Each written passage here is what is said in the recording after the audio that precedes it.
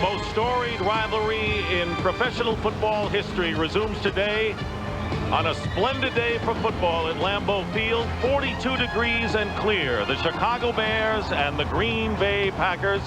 Packers trying to get into the playoffs, and they can with a victory, but they need help from other people as they come on for their introductions. Hello, everyone. I'm Dick Stockton along with Matt Millen. Packers, however, coming off a tough defeat last Monday against Tampa Bay. 17 players appeared on the injury report this week, Matt. 3 starters not in there. And I'd have to say that they really have to change their approach because of that going in. Well, and the part that you're going to see change is they'll go back to more of base sets, because where they've really been effective is in their wide receiver positions. So I would expect today you're not going to see 4 receivers, a little bit of 3, mostly 2. That means Chamorro is going to have to pick it up. And then also the thing that's been strong for them now that hasn't been at the beginning of the season is the running game. Derek Holmes, I think, was a great pickup. I think the best one in the league this year. And then I think Dorsey Levens is starting to come on. You combine that running game with a Brett Favre who has to be mechanically sound, and you got your recipe. The Bears, on the other hand, are 3-10, and since Eric Kramer, their quarterback, went down, they have lost 5 in a row. No defeat more embarrassing than last Sunday against the Minnesota Vikings, and I guess they can throw caution to the wind in this one. Oh, I would think so. I think if you were going to give one word to define last week's game, simply pathetic.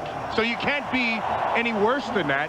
And I would think going into today's game, you're going to take a lot of chances. You blitz Favre, you try to have coverage outside. You can match up with your one good receiver on Antonio Freeman. Take chances inside. I would expect that's what we'll see from the Chicago Bears. And also Edgar Bennett, the former Packer, playing for the first time against his former team. So coming up, it'll be the Bears and the Packers.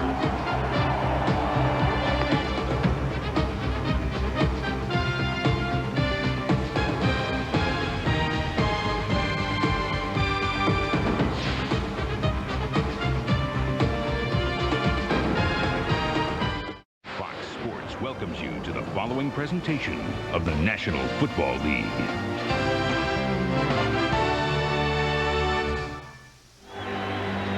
Welcome back to Lambeau Field. This is the first meeting of the year between these 2 longtime rivals. The oldest rivalry in the league. They will play in the season finale 2 weeks from now at Soldier Field in Chicago.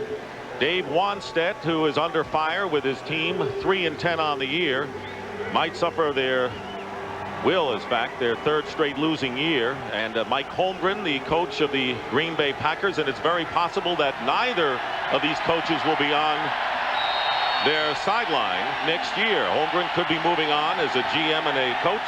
Wanstedt may be relieved. The opening kickoff, It's a mistake.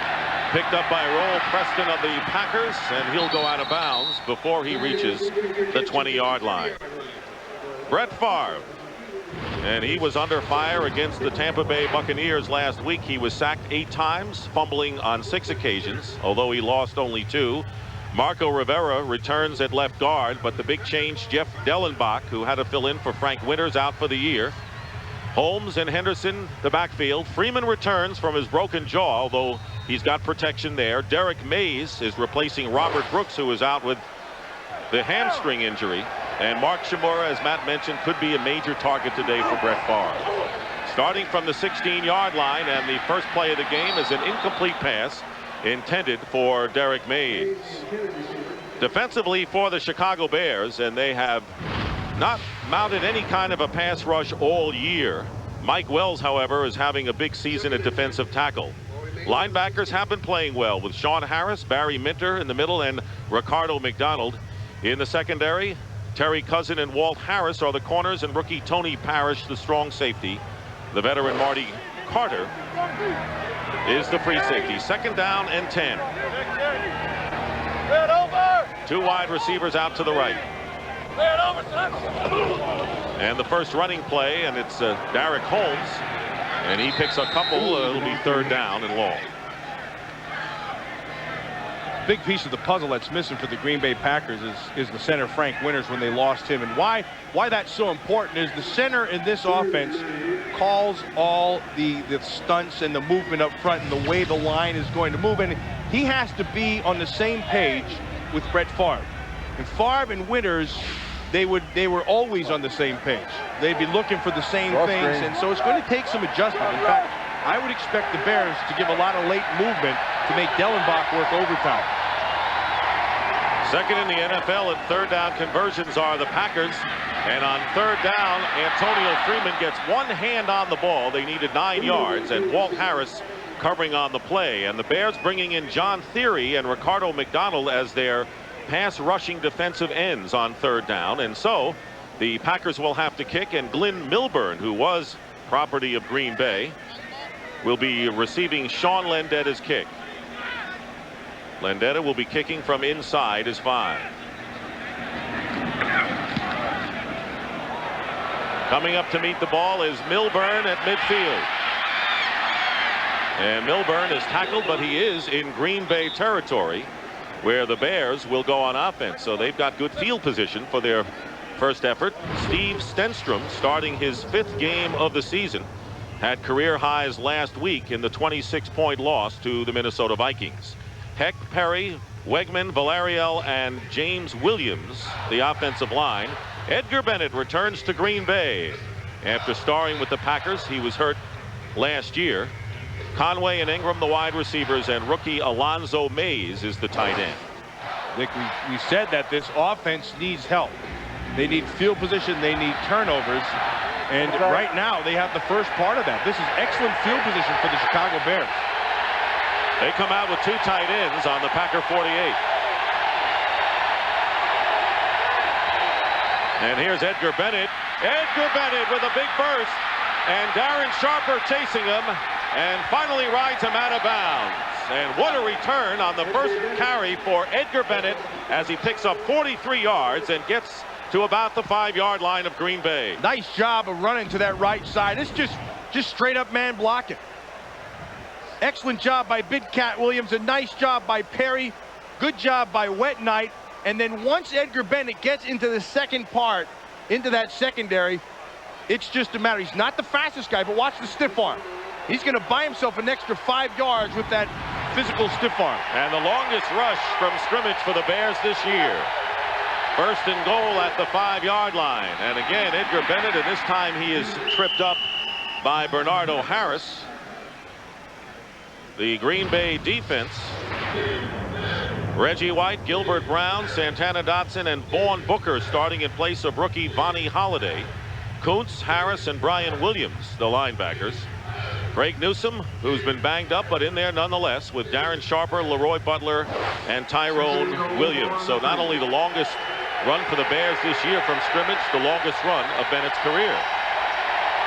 Second and goal from the 3. Again with 2 tight ends. Edgar Bennett charging toward the goal line, but pushed back as he reaches the 1.5, and that'll bring up 3rd and goal. And once again, Bernardo Harris in on the play. Dick, the Green Bay Packers defensively, if you look at them statistically, you say, hey, they're pretty good. But when you see what's been killing them, it's been what that just happened. It was big plays.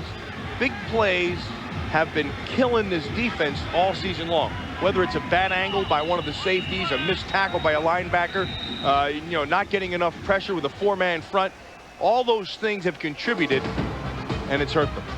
And it was evident in Monday night's loss to Tampa Bay. Timeout on the field. We'll be right back. And here is Stenstrom on the bootleg going into the end zone. Touchdown, Chicago. Everyone went one way, and Steve Stenstrom went right and scores for the Chicago Bears in a stunning opening drive by the Bears, sparked by the 43-yard run by former Packer Edgar Bennett. Well, what is sparked by is that running. Because they've been so successful, look at everybody inside. And then the man coverage out here leaves no one in the bottom, and Stenstrom just takes it inside. Jeff Jager on for the extra point. The kick is good. And just as the Eagles put the scare on the Packers 2 weeks ago, the Bears doing it early here, taking a 7-0 lead over the Packers.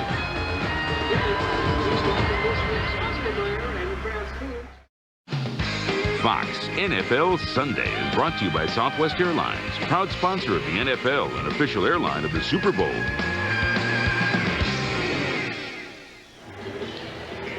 Back here at Lambeau Field, Edgar Bennett, who wanted more opportunities and got a big one there. The big smile on his face, the 43-yard run, and the Bears going 48 yards in 4 plays, taking a stunning 7-0 lead over the Packers. On the kickoff roll, Preston on the return for Green Bay. Preston forced to the outside. A penalty flag is down at the 20-yard line as Tony Parrish makes the stop on Preston, and the flag will go against Green Bay. Referee is Larry Nemmers. And what Larry Nemmers saw, it's Edgar Bennett's long run right up inside, but a nice job coming across, take care of Reggie White. Tight end comes down, gets Bernardo Harris. Big Cat Williams does a good job, and then Todd Perry right there. See, there's Todd Perry's. That keys the whole thing. Lonzo Mays goes inside. Wet Knight does an excellent job. Now, you don't have to crush him. Just get in his way. And then because of the success of that play, watch how everybody streams to the ball. That leaves this area void, and Stenstrom can walk in. Following the holding penalty against the Packers, they'll start from the 10. They have 2 tight ends and 3 wide receivers, and the pass underneath to Mark Shimura. And as you pointed out, Matt, with the receivers shaken up today, Shimura could play a major role as he picks up 10. Well, they're going to still go with 2 wides. They're going to bring Thomason in as that 3rd guy, so you take out a fullback. Mike Holmgren does an excellent job of playing chess. He always has. I think he and Shanahan are excellent chess players. And the difference is his pawns and rooks, they can think. And so you put them out there and you make the defense have to react to your set. And so a lot of times he's using an extra player to move people to open up something on the defense. Thomason came out and William Henderson came in at fullback. First down from the 20. And there is Brett Favre with time. Zings it, and the pass nearly intercepted by Parrish. And that'll bring up 3rd down.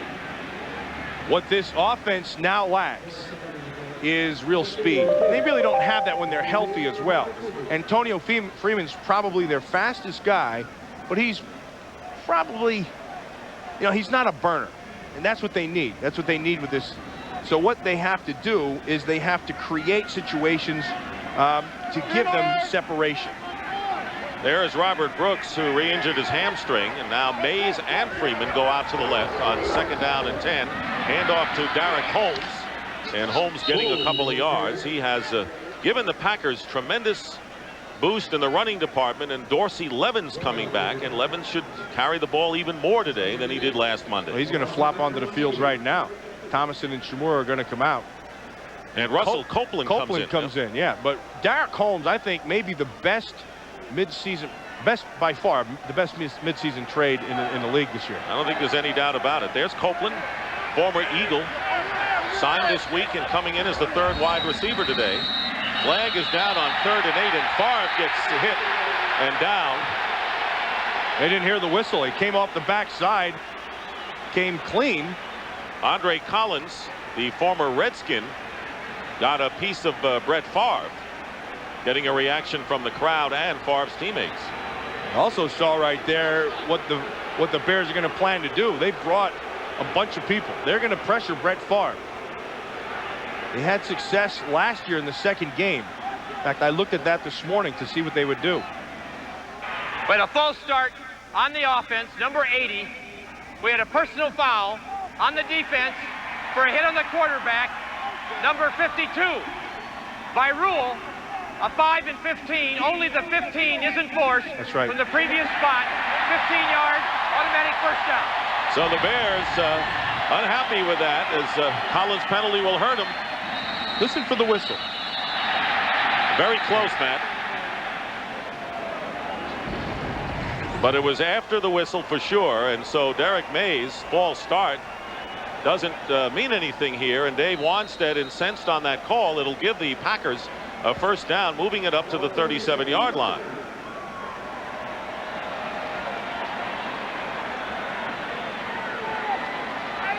Derek Holmes back in at running back. William Henderson, the fullback in the eye. And there is Favre, and rolling out, trying to get it to Derek Mays, who was covered by Terry Cousin. And it'll bring up 2nd down and 10. A little more than 5 minutes have gone by here in the first quarter. The oldest rivalry in the NFL, but the first meeting this year, and the Bears in front 7-0. Favre is not starting where he left off last week. speaking to Mike Holmgren, he said, number 4's got to play better. It's that simple. He's got to play better. And I think what he means, he's got to be more accurate, but he's got to protect the ball mechanically when he's in the pocket. Second down and 10. Derek Holmes with the carry, brings it to the 40-yard line. Will be third and about 7 coming up for the Pack. Dick, look around Lambeau Field and listen. And the people at home, you can't obviously see that, but this crowd is waiting right now for Green Bay to go one way or the other. They know they're down by 7. They know they're a better team than the Chicago Bears. They know the rivalry involved, but everybody's just kind of sitting here thinking, what's going to happen to their Packers? And they were wondering 2 weeks ago against the Eagles, a team that very nearly beat them then, losing by only 8 in a big test. Third down and 7. Favre has time, and he drills it, and the pass is caught. Oh, man. And a first down into Bear territory. Mark Shimura made a very tough catch with Ray Austin all over him. That was a zing of a throw and a great catch by Shimura. This is what separates Brett Favre from most every quarterback in the league. I want you to watch Shimura. Shimura's right here. He's going to come across. You tell me if he's open. He's not open. That's the difference in Favre. See, you don't have to be open to be open. And this thing hanging off the right shoulder, that's why it's called the arm. That thing is just powerful, and he believes he can complete any ball. And that's half the battle. Dorsey Levens in the backfield on first down. Back on the Bear 48-yard line, and the pass caught by Derek Mays. And trying to hold on is Terry Cousin, but not before Derek Mays brings it to the 25-yard line. And the Pack gets to the 33, and the crowd obviously likes what they're seeing. Well, what they should really like to see is Derek Holmes inside. Here's the whole key. They're going to come with a blitz up inside, and Derek Holmes has got to make that hit. Bing, right here. See, because he picks that blitz, Favre can step up and see the receiver, Mays, in the middle, and you have a big play. So if Holmes doesn't make the play, that thing's shot. 23-yard pickup, first down on the Bear 25. On first down, here's the first running play on first down, and it's Derek Holmes getting about 3 on the play. The Chicago Bears, they really are playing 4 defensive tackles as their down linemen. They don't have a real pass rusher at all. They have 4 brutes, you know, like a couple of mooks they pick up off the streets of Chicago. Go in there and beat that guy up. That's what they have. And the biggest of the ball is right here at Mike Wells, number 97. I think if Mike Wells learns to play a little lower, I think he can be exceptional. He's so strong. Sometimes he gets out of position, he still throws guys around. Second down and 7, the 9th play of the drive, and Derek Holmes is caught by Mike Wells, the former Detroit Lion, who is having a good season, free agent. He's a big guy, too. Yep, decided to cast his lot with the Bears, but you talk about the lack of a pass rush. It's been many years since the Bears have really had a not since great pass rusher. Dent and Wilbur Marshall and Otis and Hampton and that 85 whole Bear team. That was an exceptional group. Russell Copeland split wide to the top, 3rd and 9. Here comes Freeman. Favre on 3rd down, gets it to Antonio Freeman, and Freeman is stopped short of the first down by about 3 yards. And so that'll bring up 4th down, and the Packers will try to get on the scoreboard. Ryan Longwell will come in to attempt a field goal. Dick, that was an important catch and play for Antonio Freeman, because he got his first hit with that broken jaw. He's got to realize that, you know, you're not going to break it anymore unless you really take a complete shot.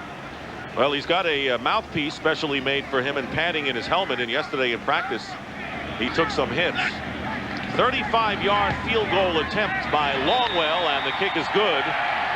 5:48 remain in the first quarter, and the Bears lead the Packers now by a score of 7-3.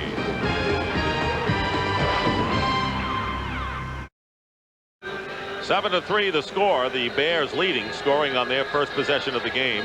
10 plays, 73 yards, capped by the field goal, and the key play there, Brett Favre, with a 23-yard pass to Derek Mays. So Ryan Longwell kicking off, and Glenn Milburn back deep for the Bears. End over end kick, line drive style. Returned by Milburn inside the 5. And Milburn out to the 26-yard line. 5:39 remaining. Steve Stenstrom will go back to work when we return.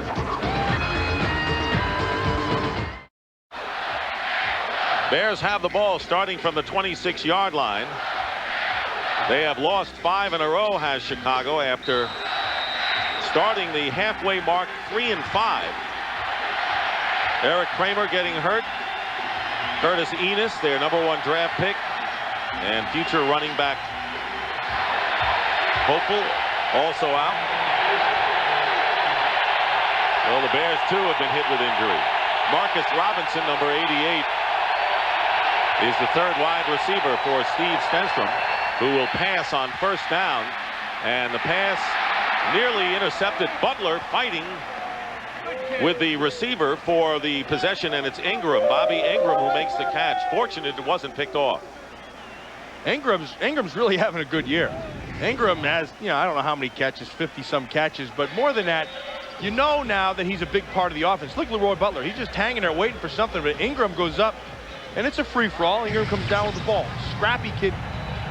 Reminds me a little bit of O.J. McDuffie in his ability to catch the ball. Another Penn State guy. Of course. Probably get that in there real quick. 2nd down and 1.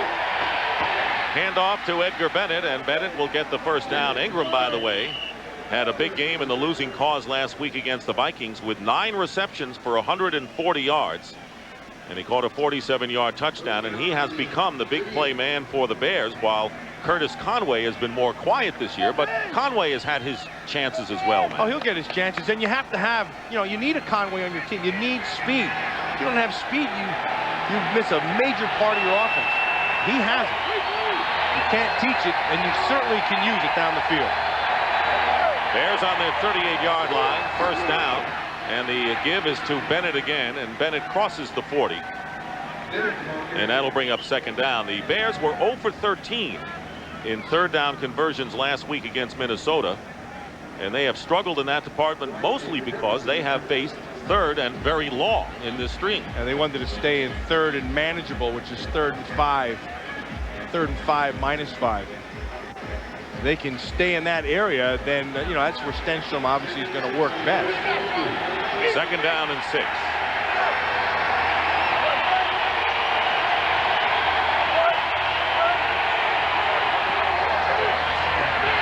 Stenstrom getting a rush, and the pass out to Edgar Bennett, and a great play by Darren Sharper. Another one of those players that Mike Holmgren says has to step up. He was alert there, and a loss of 2 yards on the play, and it'll be 3rd down. Oh, what Darren Sharper has got to be able to do, and he's just got to be able, you can see him standing up here, he's just got to be more consistent. I think one of the problems that's happened with him is he's played all over the place. He's been outside as a corner. They play him on the inside sometimes as their nickel guy. They play him at strong safety at times, weak. Whenever guys have been hurt, he's athletic enough to fill the void, and I think he hasn't settled into exactly what he is. Bears converted on their only 3rd down conversion thus far. They need 8 yards here. Stenstrom, short drop, and the pass incomplete, flag not going down, as Curtis Conway, defended by Craig Newsom, the official on the far side, immediately determining that it was something's wrong. Clean play, and he's limping again. You remember how courageous was he Monday night? Well, he ripped his knee up. This should have been a pick. He fell down. He read this perfect. That's called jumping the route. He saw it. He broke on it. He fell down. It should have been an interception, but he's limping all over the place. He split his knee open.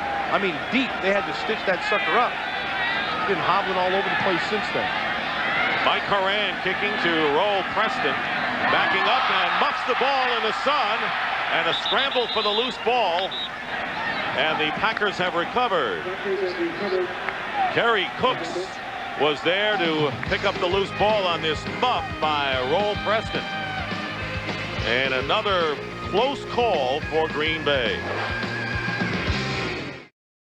Fox NFL Sunday is brought to you by smooth, refreshing Michelob Light. Beer for Michelob. By Circuit City. Answers in every department. Low prices all over the store. By Ford F-Series. The best-selling trucks are built Ford tough. And by Priority Mail from the U.S. Postal Service.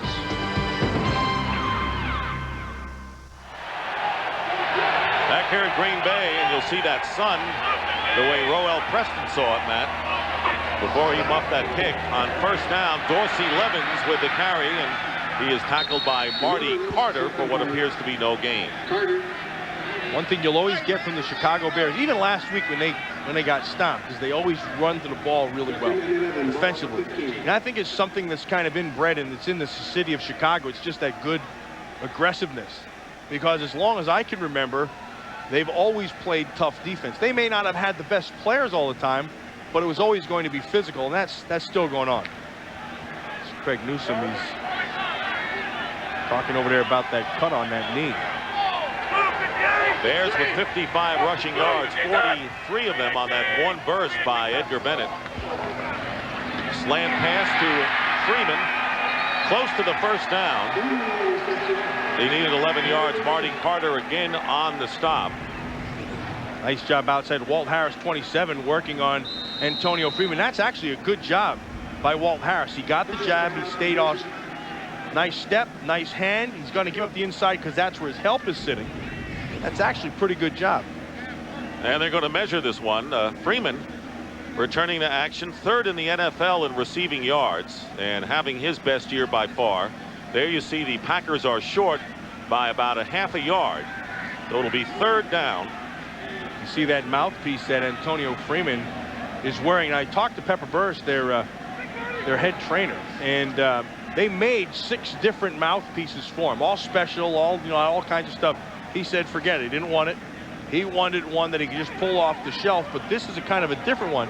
So he has this extra padding in alongside where that upper cheek is broken, that part of his jaw, and then the mouthpiece itself has like a little bit of cushion in it. So there's Freeman lining up third down and 1 at the 25-yard line, actually less than a yard for the Packers. And here is Dorsey Levens. He'll get the first down and more. Fumble. And a fumble down, and the play was blown dead, so it is still Packers ball at the 32-yard line. And right now, let's check in with James Brown for an NFL update. Hey, JB. Dick and Matt, that impenetrable defense of the Saints last week, not the case this week. Take a look at Chandler hooking up with Terrence Mathis on that post route. The DBs cancel themselves out. 62 yards of pay dirt, 14-0 Falcons. Back to Dick and Matt. What a tremendous year, these Atlanta Falcons. They are the surprise team of the NFL. Playing with great confidence, and they believe in the Chandlers back there that they can move the ball in anywhere. Packers with the first down at the 32-yard line, and a play-action pass. Mark Shimura rides into Bear territory. Ricardo McDonald brings him down, and a pickup of 19 yards for the Packers. Nice job of protection inside. Favre has been getting pretty well protected. They are going, everything is going to be based off their running game. So they're going to go with play action, and that means your linebackers have to be aggressive to the run. You saw Ricardo McDonald sitting up a little bit. Shimura was able to sneak behind him, and Favre hit him. Shimura off to a good start with 3 catches for 41 yards, and Shimura with 2 touchdown receptions against the Buccaneers on Monday night. Final seconds of the first quarter, and that is the end of the first quarter with the score, the Bears 7 and the Packers 3. Fox NFL Sunday will continue after these messages and a word from your local Fox station.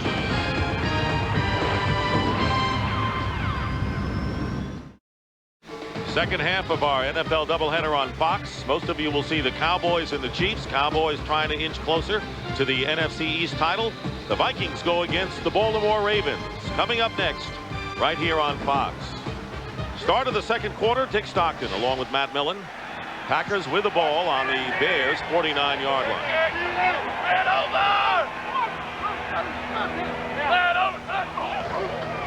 Here's Dorsey Levens trying to go outside. And he is written out of bounds by Sean Harris. Specifically for the Packers to get into the playoffs today, they would need a victory and either a loss by the Tampa Bay Buccaneers or having both Arizona and New Orleans lose. So there are a lot of combinations, but the one thing the Packers know, they need to win today, and they must get help if they get into the playoffs this afternoon. You know what all those combinations means to a player?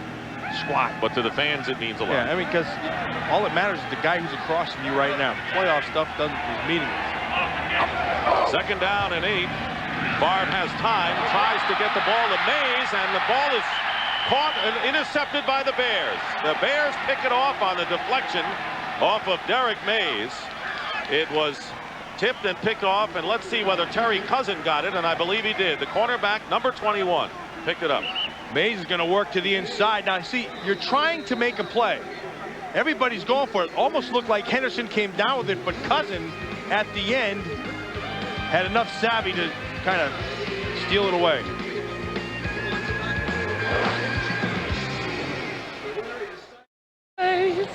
And we rely on each other. Keep on going, don't stop. To another. Now watch Brett Favre at the end of the play. He can't figure out what happened. He's looking around. So, you know, what happened? So, you know what he does? He looks up. See, he's looking up this way, and he can see the big board in the stadium. That's a great teacher right away when you know what the heck is going on. Here's a quick out to Bobby Ingram, and Ingram gets a couple of yards on first down. Craig Newsome, by the way, is back in at cornerback, came out for a few plays. That's smart by the Chicago Bears. And if you ever see anybody hurting out there, go after him. You know, Favre right now with his 20 interceptions this season, not the greatest year for interceptions, but in some respects, Favre has felt he's had to carry the team, and he's tried to make plays, and I think at this point he's going to have to kind of pull back a little bit and rely on more of his running game if he has, because it's working. Second down and 5 for the Bears on their own 45-yard line, and the handoff is to Edgar Bennett for a couple of yards. We showed that Favre has thrown 20 interceptions. Only Peyton Manning of the Colts has thrown more interceptions than Brett Favre this season. Manning has thrown 25, and the rookie with the Indianapolis Colts. So this has not been a good year for Brett Favre in that department, and has struggled for many reasons. Third down and 3 at the 47-yard line. Early here in the second quarter, the Bears in front, 7-3.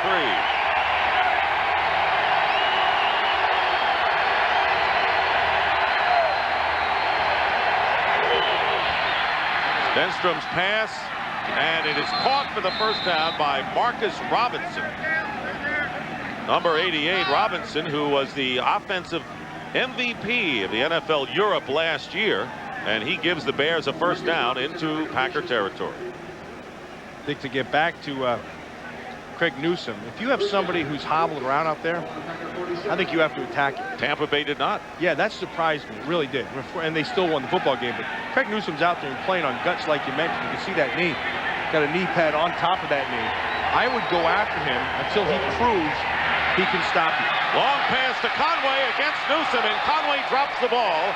He had beaten Newsome and could not hold on at the 5-yard line. So that's exactly what the Bears attempted to do on that play. Go at Craig Newsome, and they very nearly had him. And you're doing it with what we talked about earlier. See, speed, something you can't teach. Just go out there and run past 21.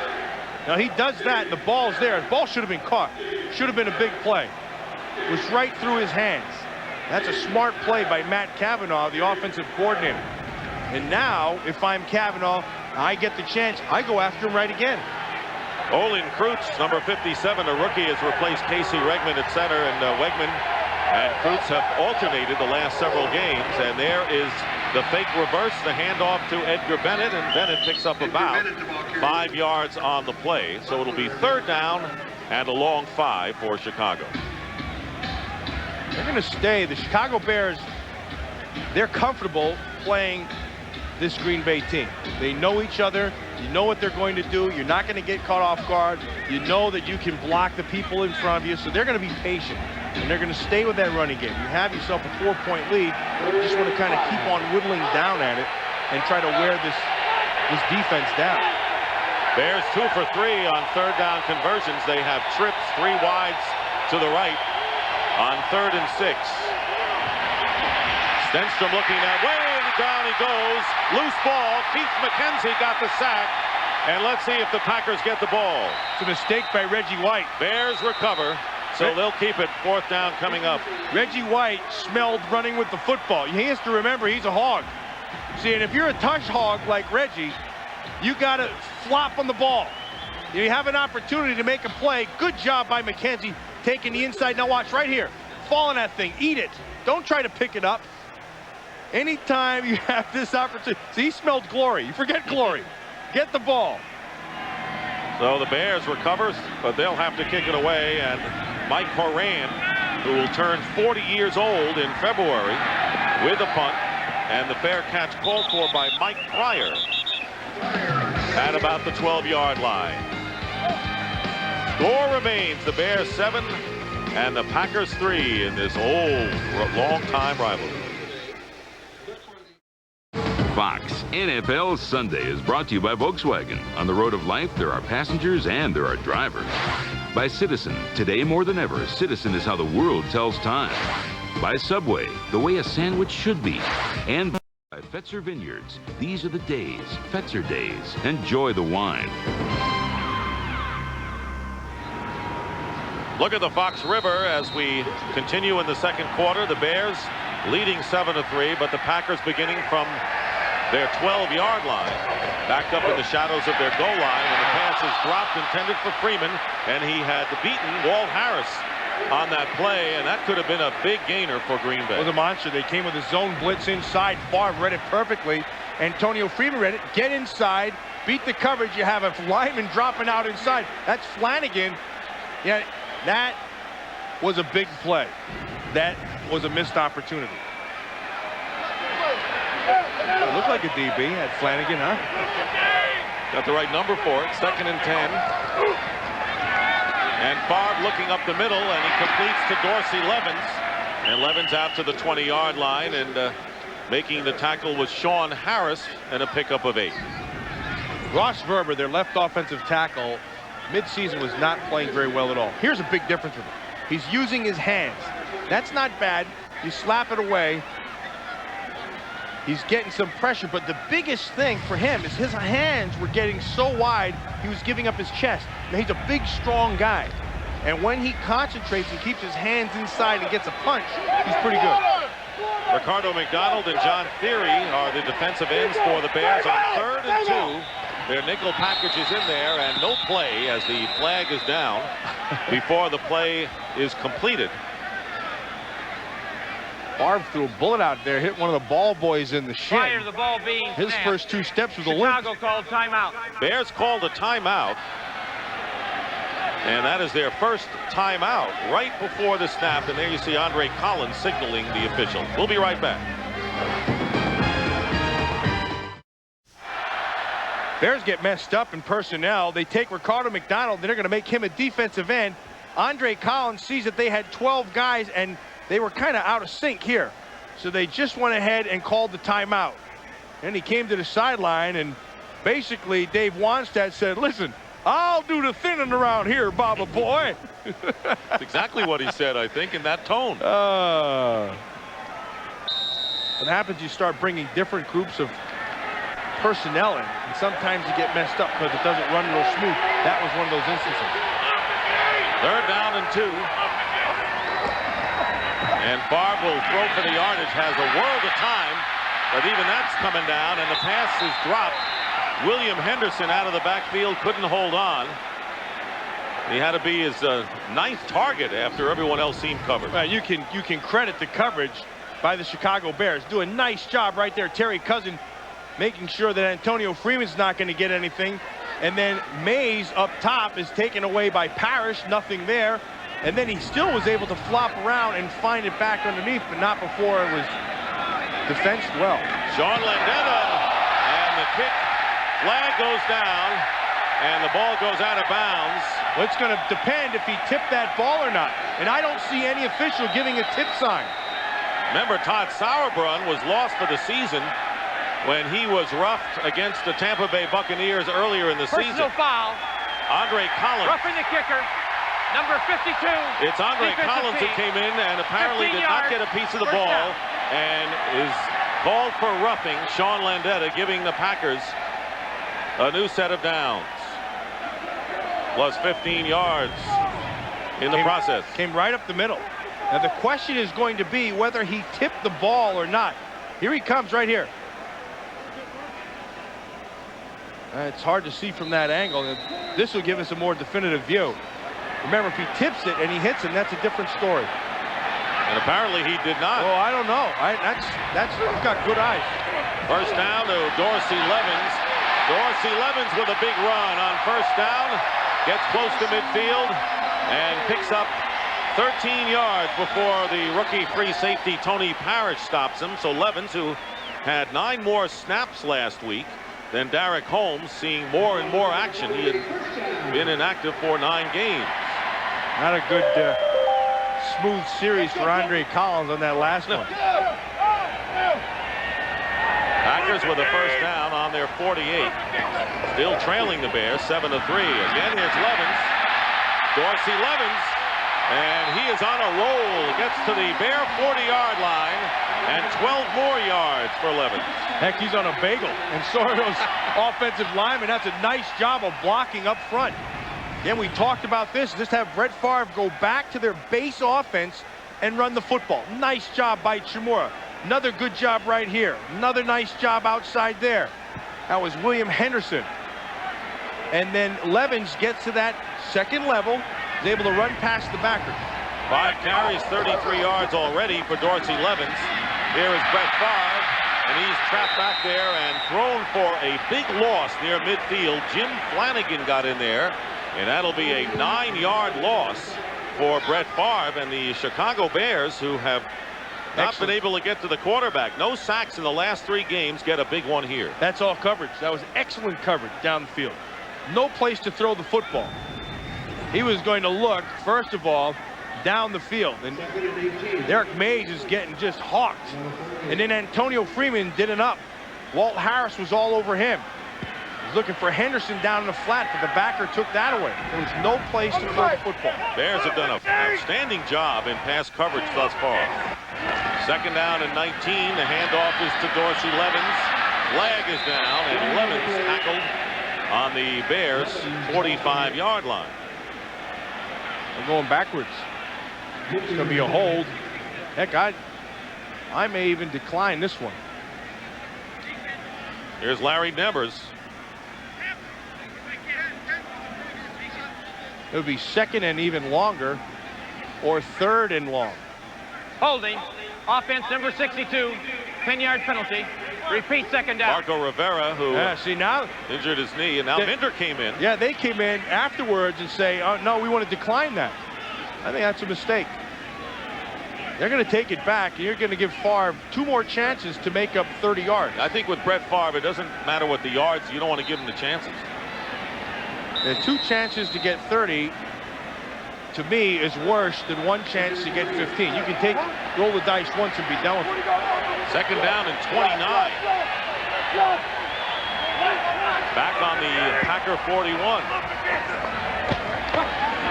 So he's got a couple of chances here, but Favre gets tripped up. John Theory gets the sack, and that is the second sack of this series for the Chicago Bears, uncharacteristically for them, getting to the Green Bay quarterback. Yeah, you're going to see, working against Ross Verber, John Theory, and you know, not a bad job. Good job there by Theory to come back inside. Verber got his feet messed up, but the whole key on top of that is there was nobody to throw the football to down the field. Again, excellent coverage by the Bears. Remember that the Packers don't have any speed outside. So Walt Harris and Cousin are doing an excellent job. Third down and 32, and the swing pass is out to Dorsey Levens. Levens runs into his own player and then gets in the Bear territory, but is short of the first down by some 20 yards. Andre Collins finally making the tackle, and you know, with all of the injuries that the Packers have suffered, Bill Schrader lost for the season with a broken collarbone. They had 17 players, did the Packers, on the injury report this week. So here's Landetta kicking again, and Glenn Milburn going back deep.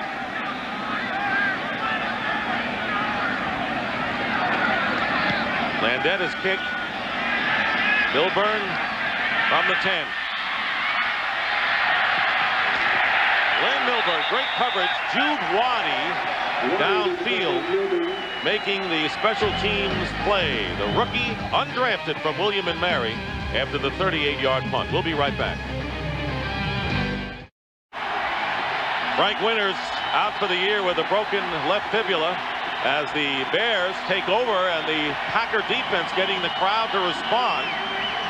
That's when you want the crowd to really be heard when the other team has the ball, and the Bears have it on the 14-yard line, leading 7-3.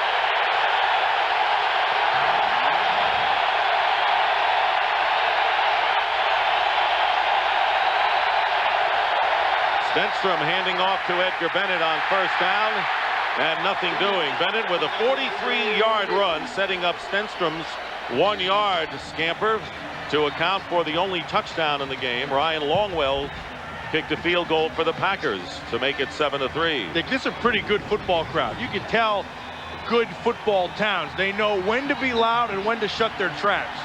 And right here, when you need a defensive play and you need your offense to have to work to listen for the calls, this crowd cranks it up.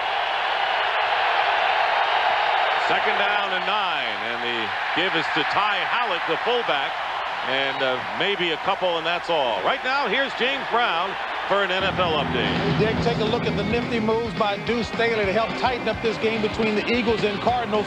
30 yards to pay dirt to make it a 3-point game now. That in the second, and Matt, Terry Bradshaw says, nice article on you in Farmers Weekly. Good story indeed. Back to Dick and Matt. Thanks, Terry, and really, that's really my fashion magazine, to be honest with you. Farmers Quarterly. That's it.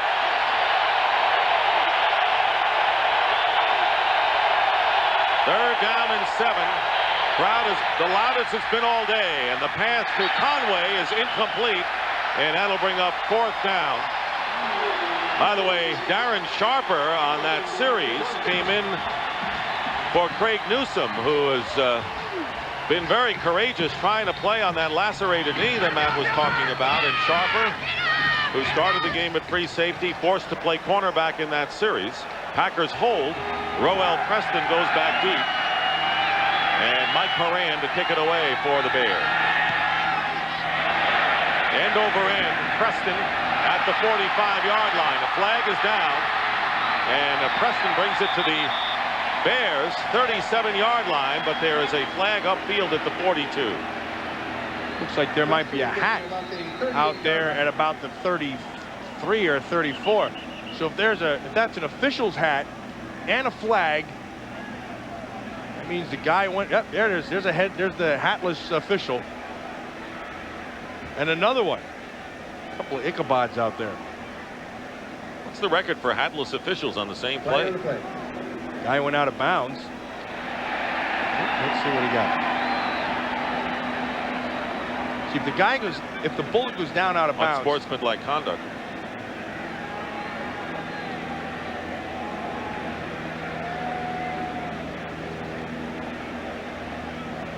Unsportsmanlike conduct on the kicking team. The wide receiver ran out of bounds and did not come back in a reasonable time. That penalty is declined. Green Bay's ball, 1st and 10. So now he has to make every effort to come back in. But he liked that wide area so much. That's Frankie Smith, number 29. And he just stayed out there. You can get knocked out there, you can get run out there, but you have to come right back inside. Thus the penalty against the Bears, and we'll be right back. Craig Newsome out of action right now, has a bruised knee, but is available to return. And the beat goes on with the Packer injuries. First down on the Bear 37. They haven't had good field position, but they do now, the Packers, and the pass underneath to Derek Holmes, the running back, and Holmes gets 6 or 7 yards. Well, on the injury report, 17 names for the Packers, and several of them, including Frank Winters, who you see there, lost for the season. And it hasn't been pretty for the Green Bay Packers. Now, normally you're going to have this in the middle of the season, but not this much. I mean, it's basically your mash unit. But the fans they want their Frank Winters back. Dellenbach in instead. 2nd down and 4, and there's Derek Holmes, who brings it to the 30-yard line, short of the first down by about 3. Barry Minter in to make the play. There's Frank Winters, and just a savvy guy. One of those guys who sees everything, excellent vision, is the quarterback of that offensive line, keeps everybody on the same page, and that's the job that Dellenbach has to take over. I think Dellenbach's been doing a pretty decent job in there. He listened to Favre the day he was saying, you know, I'm comfortable with both those rear ends. Whatever that meant. That's what he sees. 3rd down and 3. Mays goes in motion for Favre. And Favre, penalty flag is down. And here is Derek Holmes and gets to the 22-yard line. And a loose ball, and now a fight going on. I think this has been in the Chicago papers all week about last week when Rudd taunted them and nobody did anything. I mean, Dan Hampton, the former Bear great, said, you know, we'd have had people embedding things in their chests if they'd ever done that. Now, I think anything that happens on the field is going to be met with a little resistance. Dave Wanstead said we shouldn't have fumbled the snap to lead to Rudd's touchdown recovery. But Rudd taunting the Bears, and he was called for the penalty and fined $5,000 by the league this week.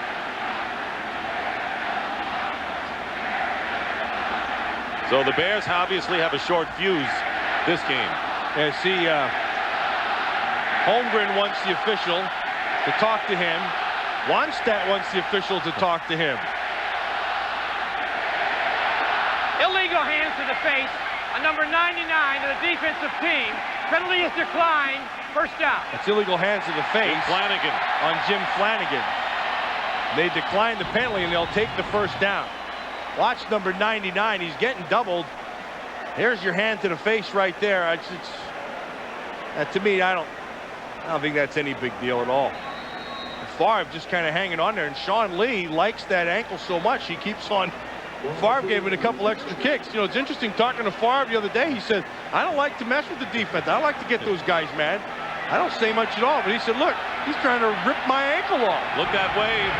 So the Packers get a first down on the Bear 21-yard line, trailing 7-3.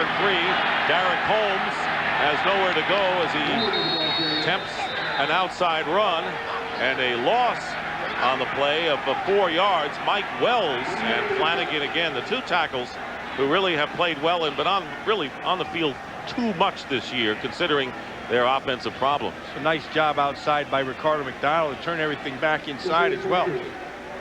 You can see the difference in the Bear defense from last week to this. It's not even close. And they're playing with confidence. They know they can play with this team. And they're getting all they can out of it. Well, their offense is giving them a chance to take a breather now and then. 2nd and 14. Favre looking one way, and the pass underneath to Jeff Thomason back to the line of scrimmage. This Bear defense, Dick, is really doing an excellent job of coverage. They're mixing their man and zones very, very well. Holmgren has tried to go to, you know, like 3 receivers, and, you know, 2 tight ends or one wide. Or he's trying to get a bunch to get them to back off. But even when he's done that, the Bears have jumped their coverage and played it very well. This has been a struggle for Brett Favre in the Packer offense. And a 2-minute warning here at Lambeau Field with the Bears leading the Pack 7-3. Coming up on the Visa halftime report, JB, Terry, Howie, and Chris will have scores and highlights from around the league. And our Fox Sports ticker will have up to the second stats. That's all coming up on the Visa halftime report. 3rd and 10 at the 21. Dorsey levels the running back, Jeff Thomason, the second tight end. Jamura goes in motion. And Brett Favre looking again and hit from behind. No place to throw. And that was Sean Lee. Nowhere to go. Play. There's absolutely nowhere to go with that football. Great coverage by the Bears. It really is. I mean, he wants to throw down the field. He's looking for Mays. Hilliard's all over. Nothing there.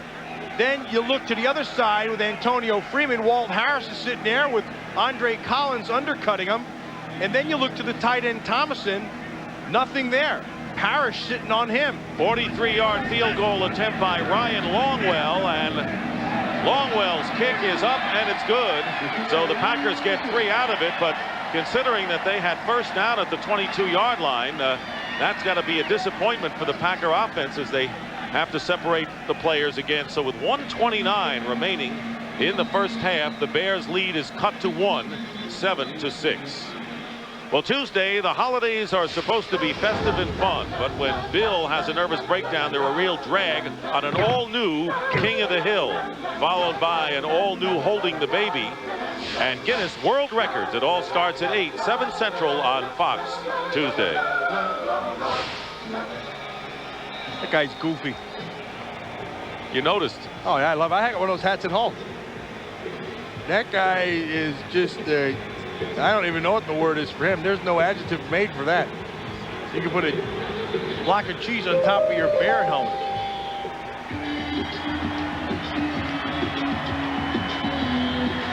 Seven plays, netted only 12 yards for the Packers.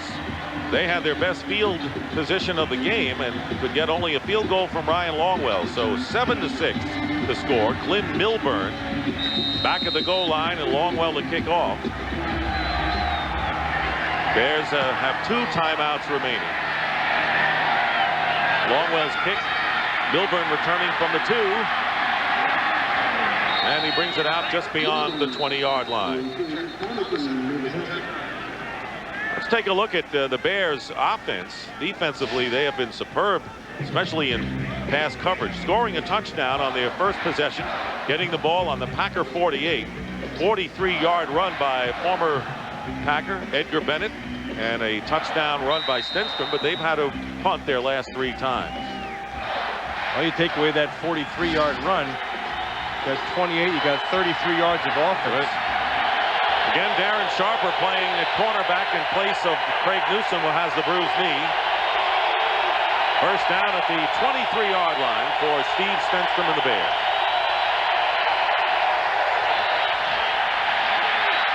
And the pass intended, very awkward looking play developing to Edgar Bennett. Well, he threw a bullet to Bennett. You can't. That's a touch pass in that instance. Screens are timing. And Stenstrom, that should be a little bit of touch over there to Edgar Bennett, but instead he threw himself a pretty good bullet. Stenstrom would like to forget his NFL debut against the Packers 2 years ago. Suffered a broken ankle on the first series and was out for the year. He's lasted longer today. 2nd and 10. And a wraparound draw to Edgar Bennett. And not much there. And once again, the Packers defense comes up big. And Green Bay, sensing that they have another opportunity to get the ball back with time, calling a timeout. Santana Dotson made that play. When I watch this defensive line, Santana Dotson he's their best player. Now, Reggie has all those sacks, but Santana Dotson's been the most consistent. What he does exceptionally well is he plays with his hands inside really well. And then he's kind of a squirmy guy. But he gets his hand and he locks out. And then he's able to come off the blocks. And that is what separates him from the other defensive linemen.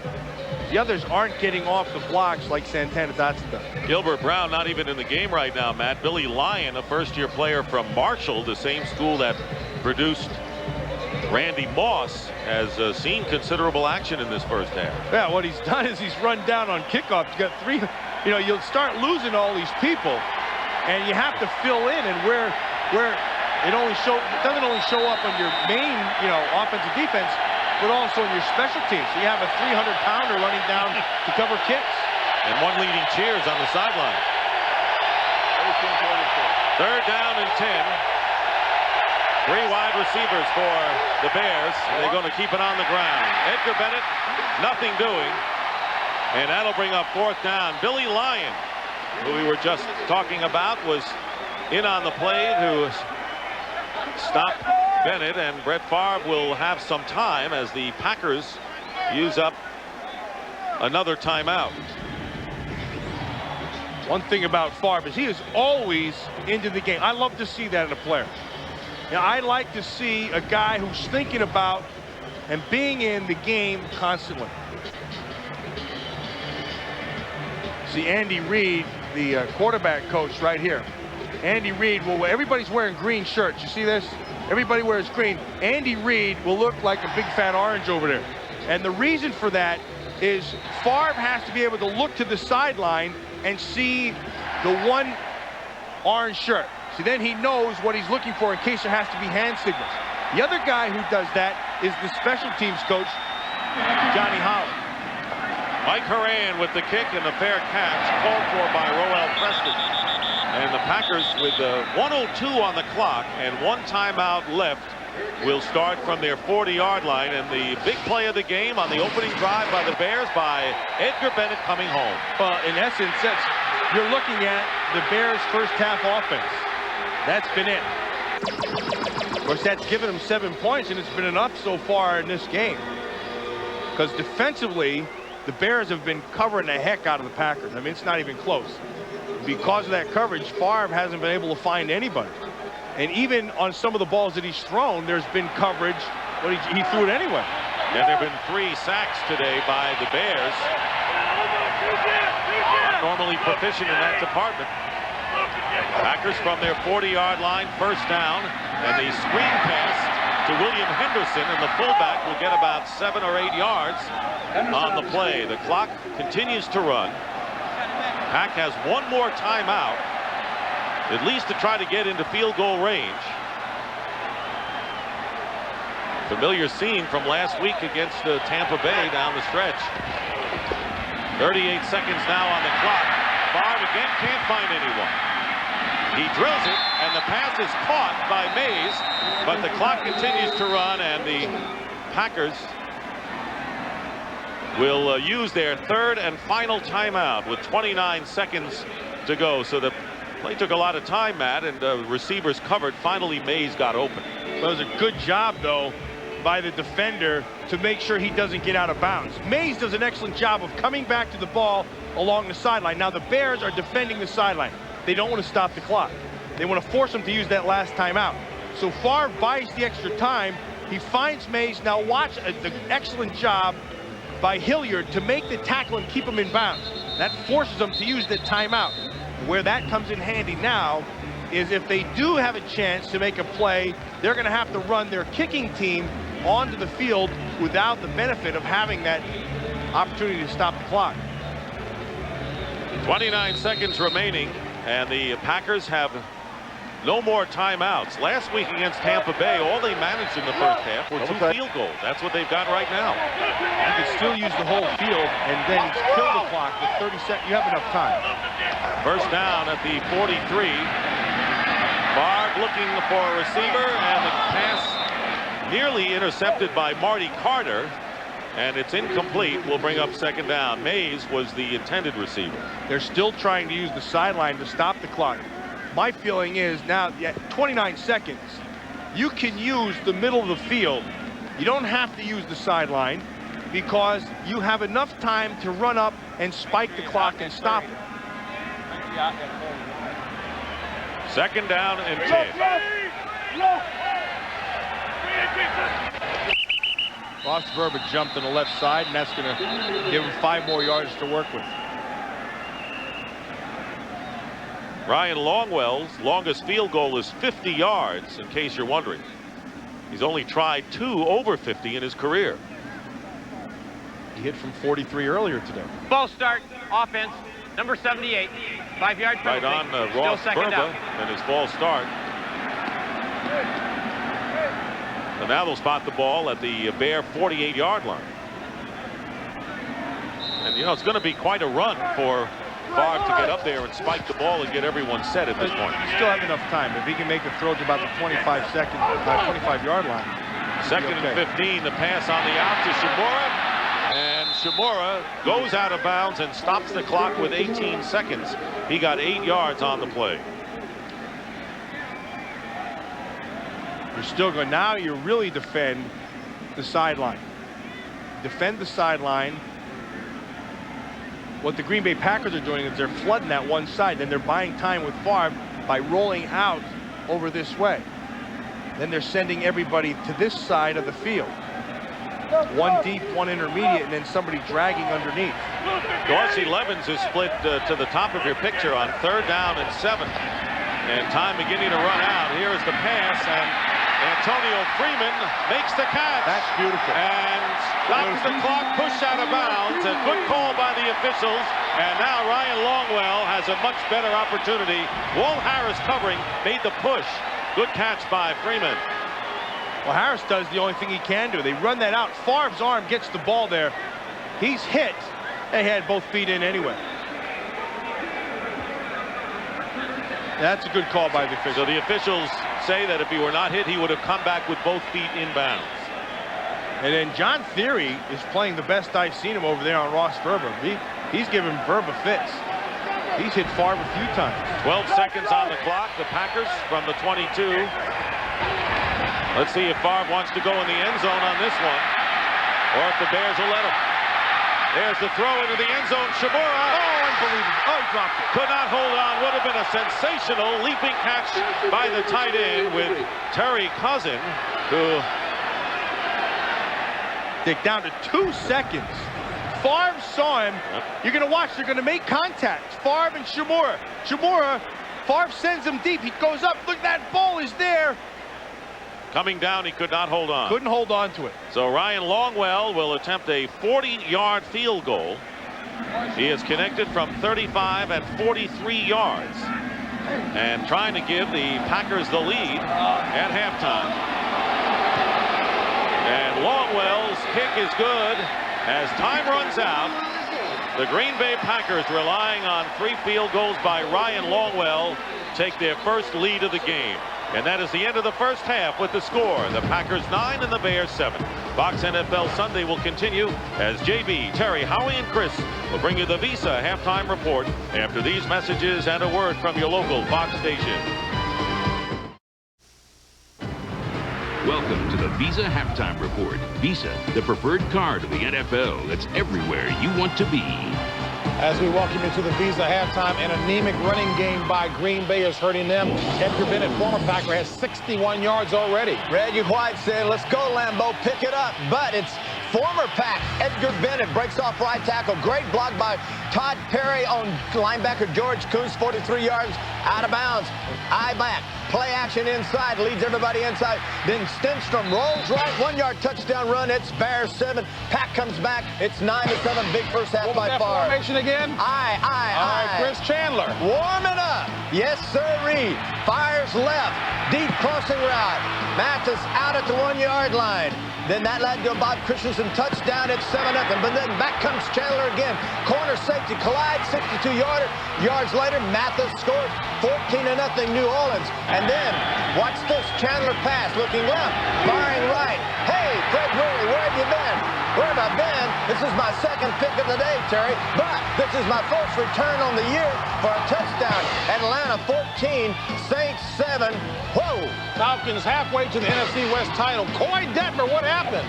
Coy Detmer back right, all-out blitz, fires left. He reads the blitz, safety hangs in the middle. Who is it? Tommy Bennett, son of Tony Bennett. You know, I left my heart in San Francisco. He takes this baby 70 yards. It's Arizona 10-0. And then back comes one of the great names in football.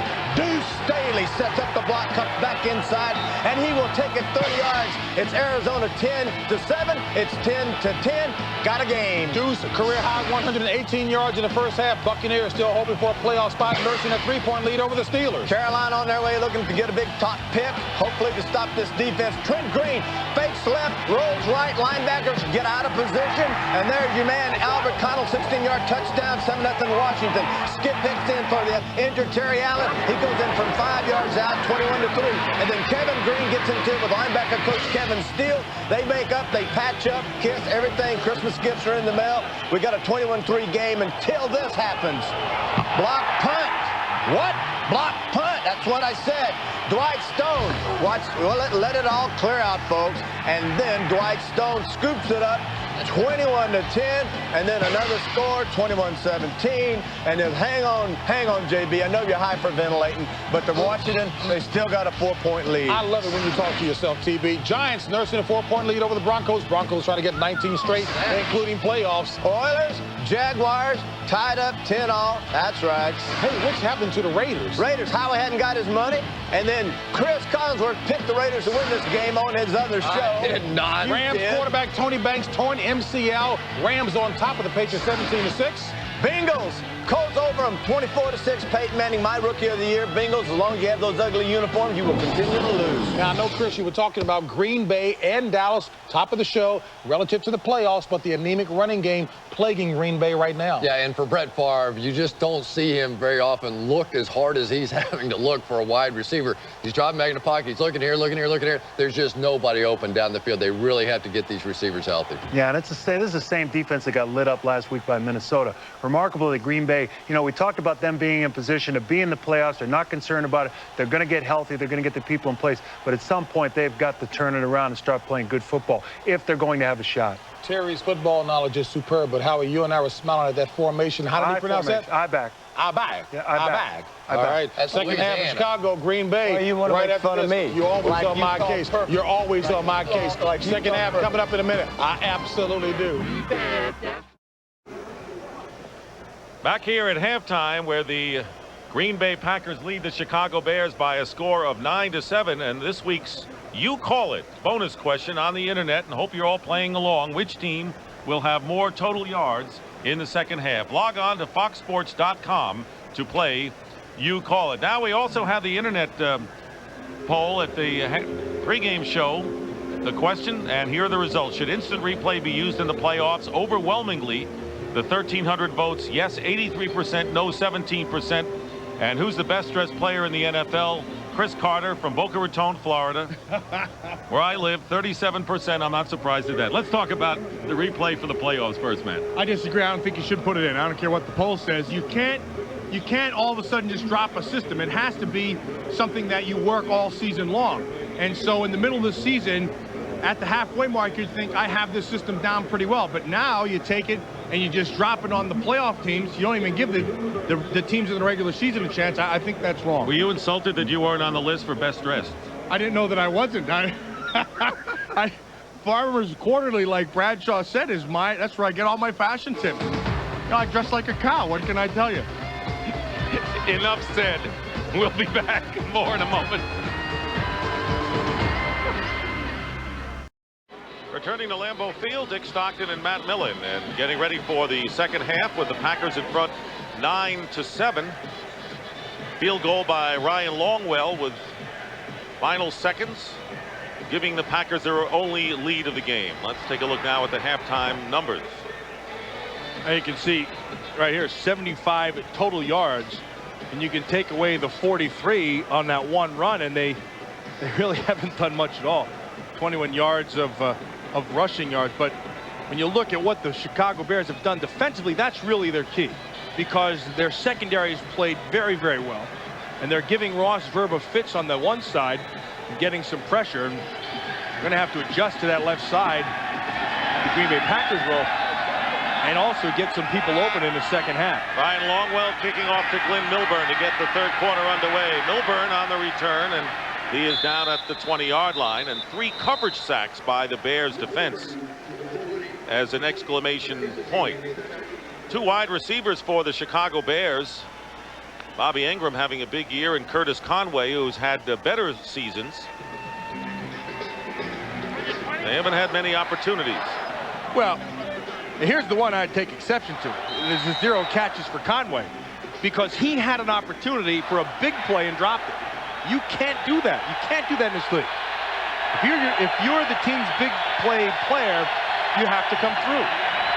Bears from the 20-yard line with their first offensive play, and Stenstrom's pass is caught by Alonzo Mays, the rookie tight end from Oklahoma State, and very close to the first down. Brian Williams and Bernardo Harris, a pair of linebackers, making the tackle. Dick, now you take your best corner.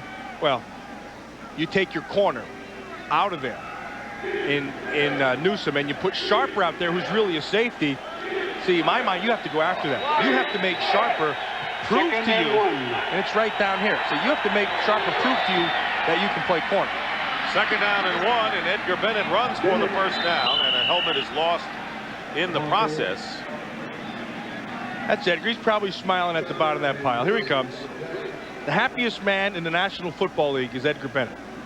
I think he's just a joy to be around. And he gets my own personal vote for best dressed player in the National Football, because he has my coat. He has my fur coat. And when he wears that, I know he looks good. You never asked for it back. Heck, I look like Sasquatch in it. He looks good. First down at the 34-yard line for the Bears. Going with two tight ends with Wetnight and Mays. And the pass is caught by Ryan Wetnight going down the sidelines. And the Bears have yet another first down. Pat Terrell knocking Wetnight out of bounds, but not before the Bears get 14 yards. You can't throw the ball down the field, just chip underneath. If you catch them in the coverage, they're dropping people off. Hey, you just keep on moving the ball down. Not as good as anything. Stenstrom was 4 for 8 and only 18 yards, and that was reflected in Ingram and Conway's numbers in the first half. Bears and the Packers both getting good yardage on first down. Bears nearly 9. Edgar Bennett, and nothing there. Bennett, by the way, injured last year, missed all of last season with a torn Achilles tendon, which he suffered in the first preseason game. Was the Packers' leading rusher the year they won the Super Bowl, and regained the starting role that he had earlier when Curtis Enos went out. Bears are not really running the football inside at all. So take away that one run, they haven't done anything running the ball. Second down and 9 on the Bear side of the field to 49.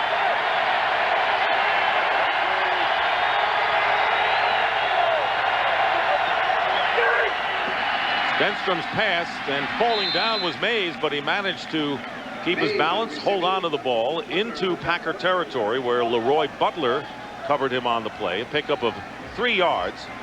That'll bring up third down and about 6 or 7 for Chicago. Remember last week they were just awful on third down conversions, and Wannstedt said he wanted to get in third and manageable, and this is manageable. Third and about 6 or so is something that you can do. Marcus Robinson, number 88, in as the third wide receiver. There you see what the Bears have done on third downs today. Stenstrom getting pressure up front and going deep for Conway, who's open, and he can't hold on as he was going out of bounds. Curtis Conway has beaten the defender by a good 10 yards. That was Sharper, and that will bring up fourth down. So close. That was a double move, and Sharper bit. You're going to watch right there. There's the bite. Now he's wide open. Now here's again. This is an opportunity. You can't drop that ball. You cannot drop the ball.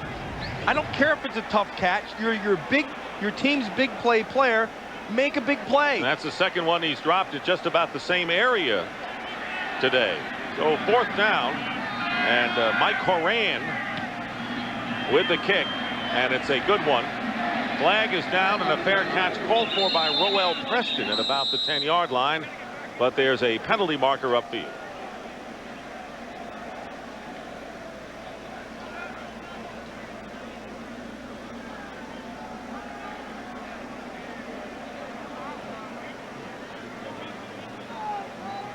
One of the things that came out of instant replay was crew conferences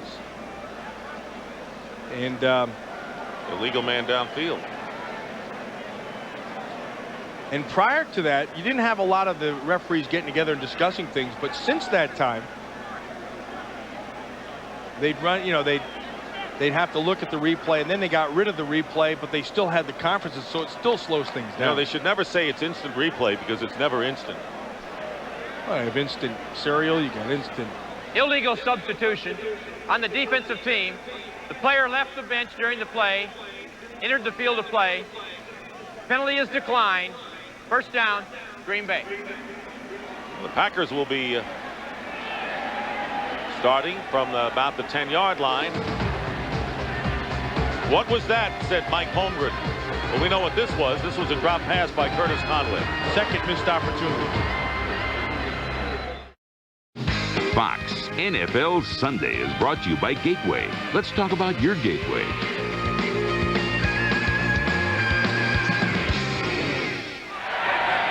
From the 9-yard line, the handoff is to Dorsey Levens. And nothing doing for Dorsey Levens, who's seeing more and more action since returning to play from his injury. You wonder what that penalty was. They had only 9 guys here. Somebody had run off. Scott McGarrahan sees it, and he runs onto the field right there. He runs on, and that gives them 10, but you can't come off the sideline like that. They still were 1 man short. 2nd down and 10 at the 9-yard line as Brett Favre looking left, and the pass is intercepted by Walt Harris, who dances in for the touchdown. Boy, he jumped that well before the ball was even thrown. Favre was looking for the quick slant to Antonio Freeman. Walt Harris saw it, and that's as good a break on a ball as you're going to see ever. Brett Favre with his 2nd interception, and this one really hurts as the Bears get a defensive touchdown, and an easy one. Walt Harris with the score. Watch right here. Watch, look at him jump. He broke on that ball. He broke as soon as Favre looked. And that's great anticipation. And now the Bears are going to go for 2. 13-yard pass play, or interception, I should say. Walt Harris, and now they go for the 2-point conversion. They're leading 13-9. Stenstrom with a fade, and he was going for Marcus Robinson, who was defended by Tyrone Williams. So the 2-point conversion fails, and the Bears, though, regain the lead on the interception by Harris, who scores the touchdown. The Bears now lead the Packers 13-9.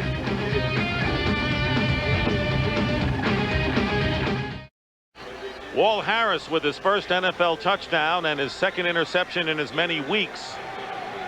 Picked one off against the Vikings, and the Bears last returned an interception for a score back in September of '96. Donnell Wolford, and Chicago leading Green Bay 13-9, and the kickoff by Jager.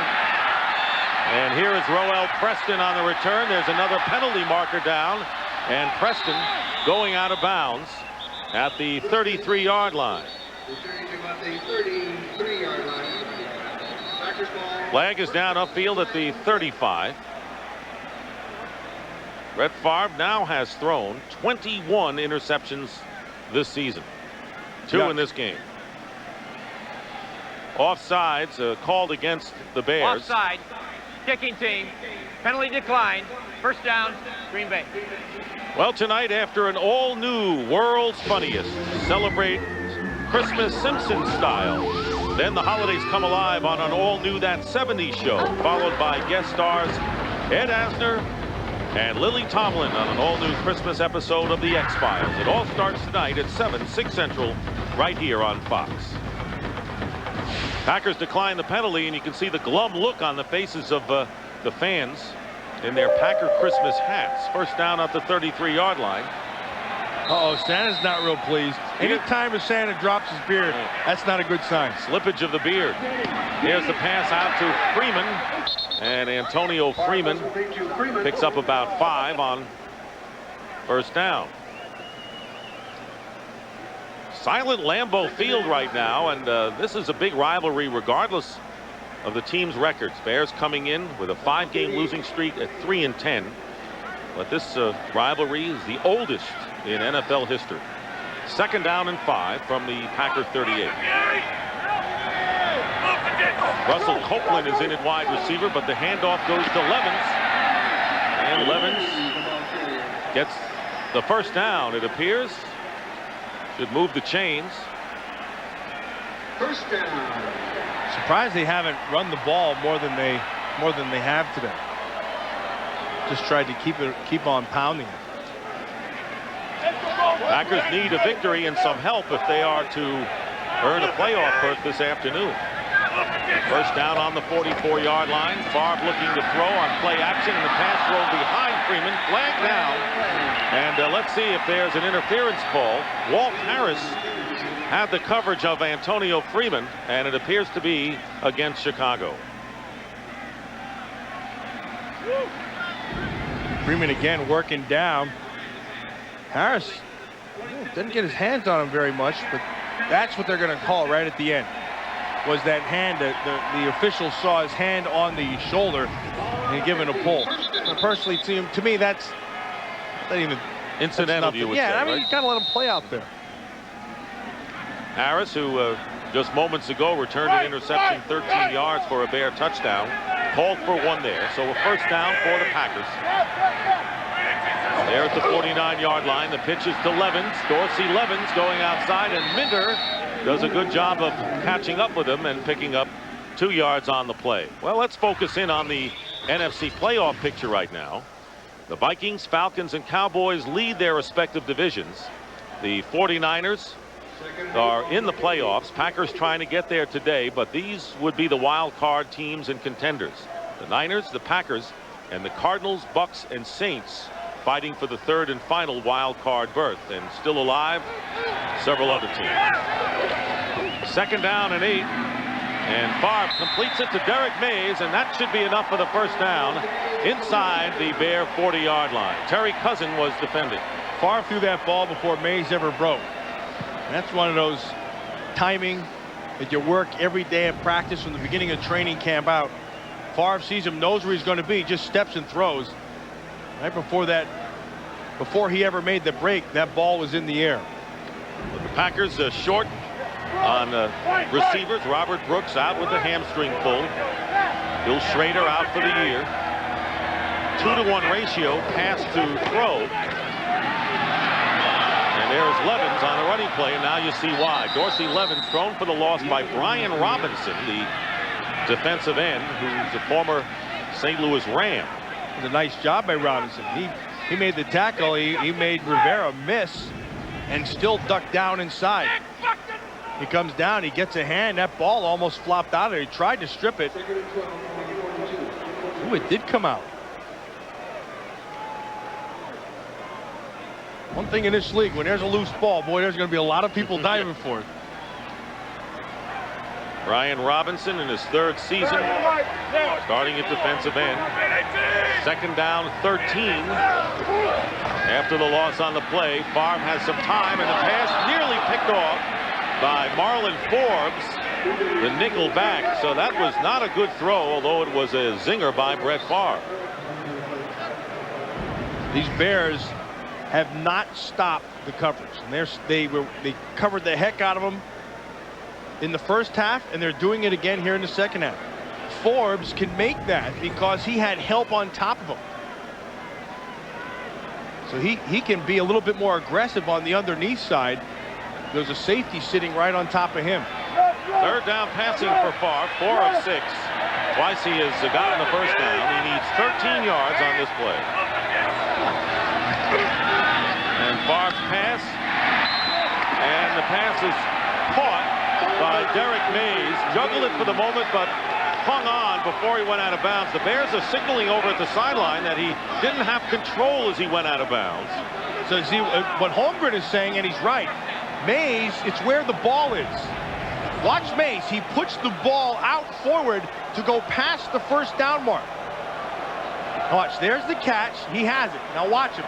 He puts it out, tries to get it in front of the yard marker. Didn't make it. It's 4th down, and the Packers will go for it, needing less than a yard. 4th and less than 1. Tight formation, and Favre on the slant completes to Antonio Freeman, and it takes 3 to bring him down. They're finally blown dead at the 12-yard line of the Bears, but a 4th down conversion for the Packers. How gutsy of a call is that, Dick? Favre just threw one that same route for 6 the other way, just not 6 plays ago. That's why he's a gunslinger. He keeps coming back. He just came right back, and a gutsy call. You're going to have everybody crowded inside. You have one shot. It has to be a perfect throw. Harris has the coverage. The ball was thrown where it had to be, in a big 1st down. Packers trailing by 4, but they have a 1st down on the Bears' 12-yard line. Favre rolling out, looking for a target. He has one in Levens, and Dorsey goes down at about the 7-yard line. Favre has always appreciated Levens as a pass receiver and threw to him often in the first couple of games this season before Levens got hurt. It's really amazing that Dorsey Levens is playing right now. There's a lot of people who know that injury who said that was it for the season, and he's back. You know, the Packers put a pool in. I don't know what the heck the exact term of it is, but he lived in that thing. He got back quicker than most expected. 10th play of the drive, 2nd down and 4.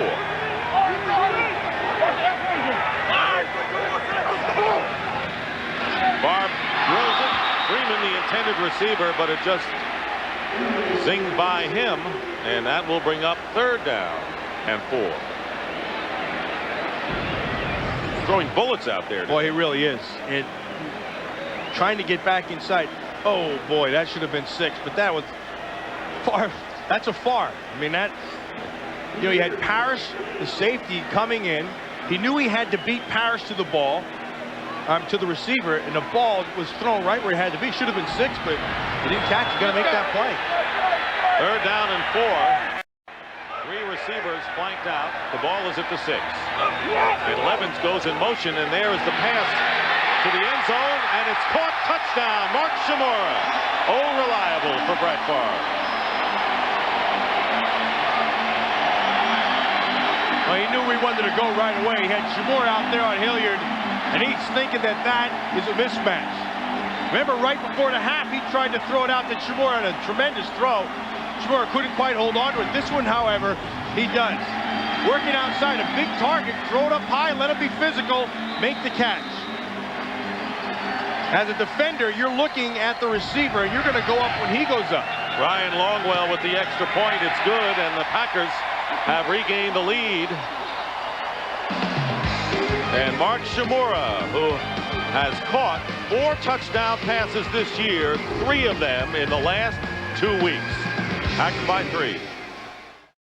Emmitt Smith and the Cowboys continue their drive for an NFC East title as they battle the Chiefs. The doubleheader action continues next on Fox.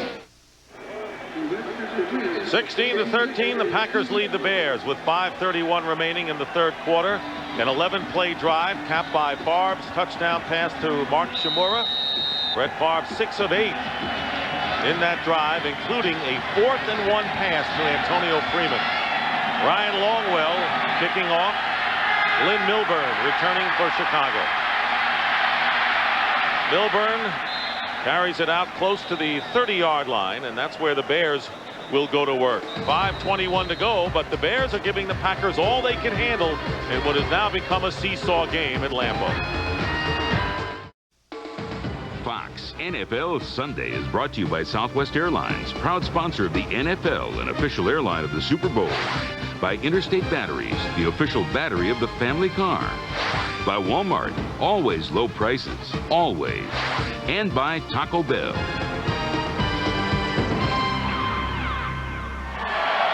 Back here at Lambeau Field, Matt Millen saying that the Bears need defense, field position, and turnovers to hang in there against the Packers. They've gotten it thus far, trailing by 3, starting from the 28-yard line.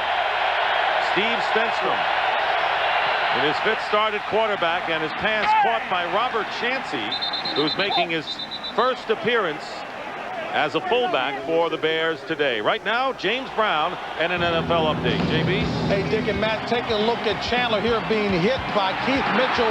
The fumble is picked up by Mark Fields.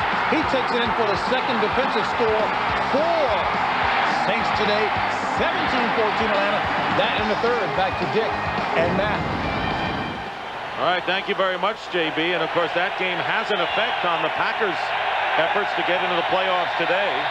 2nd down and 4 for the Bears.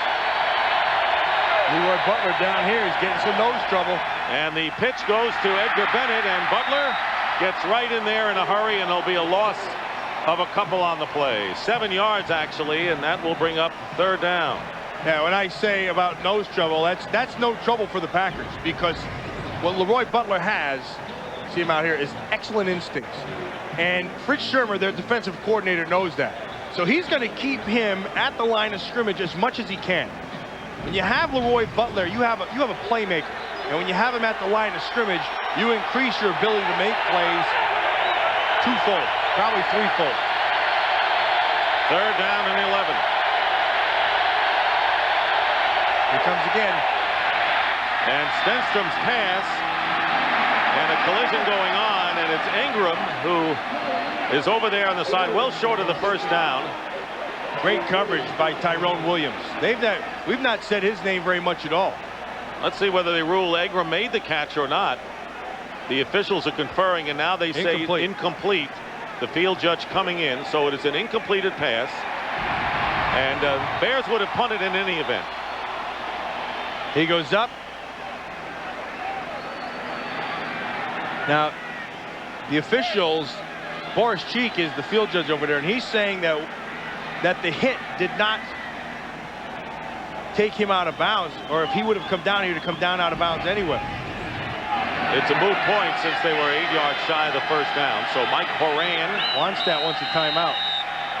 Ready to kick to Roel Preston, and we have a timeout called by the Bears. So Dave Wanstead calling the Bears' first timeout of the second half with 4:02 still to play. So now they say no timeout.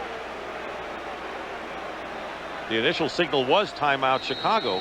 Yeah. Was it not? And now they have to adjust the play clock.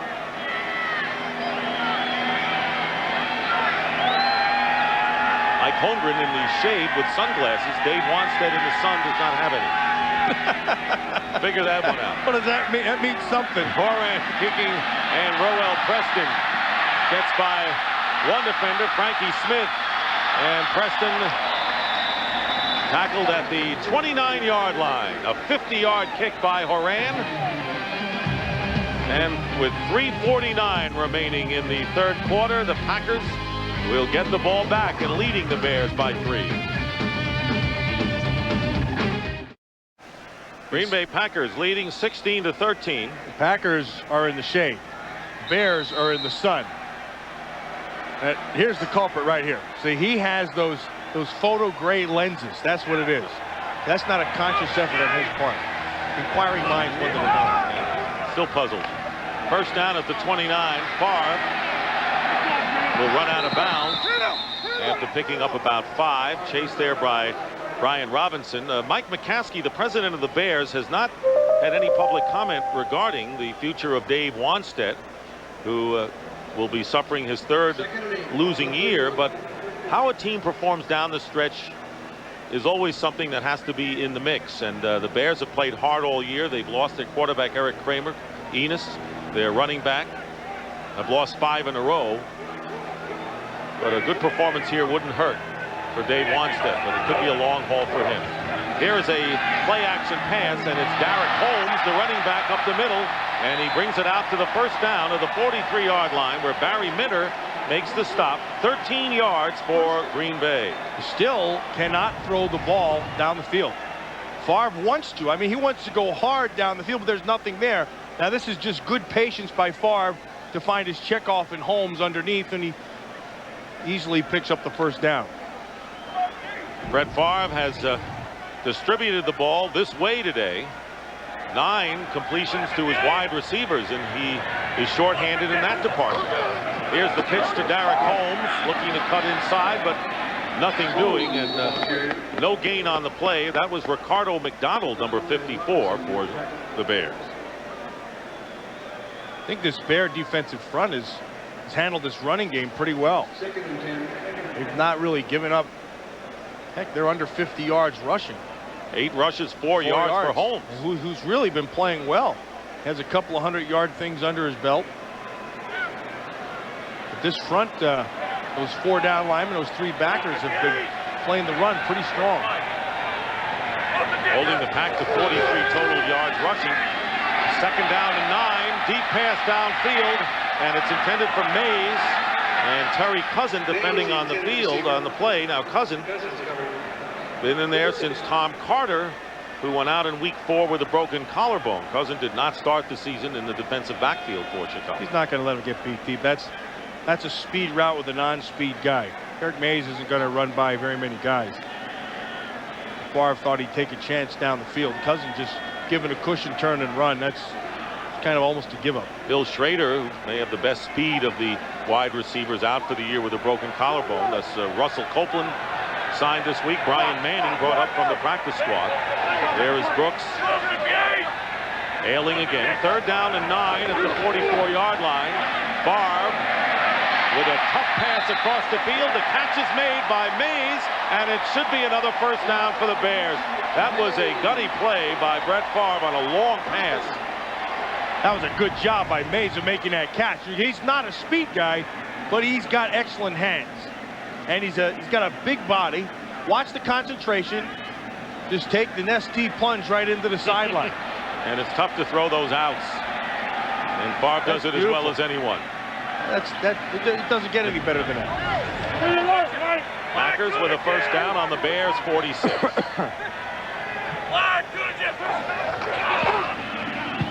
Here's Freeman. And Freeman will get about 8 yards on the play. Want to remind you, the second half of our Fox NFL doubleheader, the Dallas Cowboys are hoping to nail down the NFC East title. They'll need to win and get some help today with an Arizona loss. Take on the Kansas City Chiefs at Arrowhead Stadium. Some of you will see the Vikings, with only one loss this year, take on the Baltimore Ravens in an interconference battle. First down for the Packers on the 36. In the sunshine part of the field, Derek Holmes. Well, he took a hit. I think he took a hit from his own guy, William Henderson.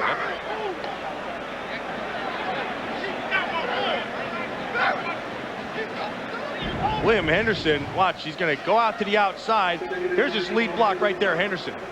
He's going to turn the corner. Now you're looking for somebody. Watch this hit.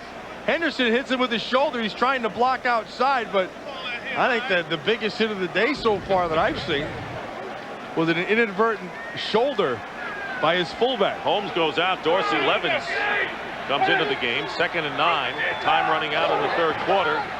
And here is Favre. Good coverage again by the Bears. And Favre gets away. He's got guys here. And his pass is tipped away. Incomplete. Finally, Antonio Freeman was the receiver he went to, but the Bears did a great job of covering those receivers downfield, and 5 seconds remain. Favre's mad at himself. He had Derek Mays down here all by himself. He's going to go down and buy a bunch of time. Buy time. Now Freeman is going to come back inside, but no, look down here. Look at these guys. All by himself, and he squared his shoulders. He had Mays here, he had Henderson inside, and he decided to try to hit Freeman to the middle.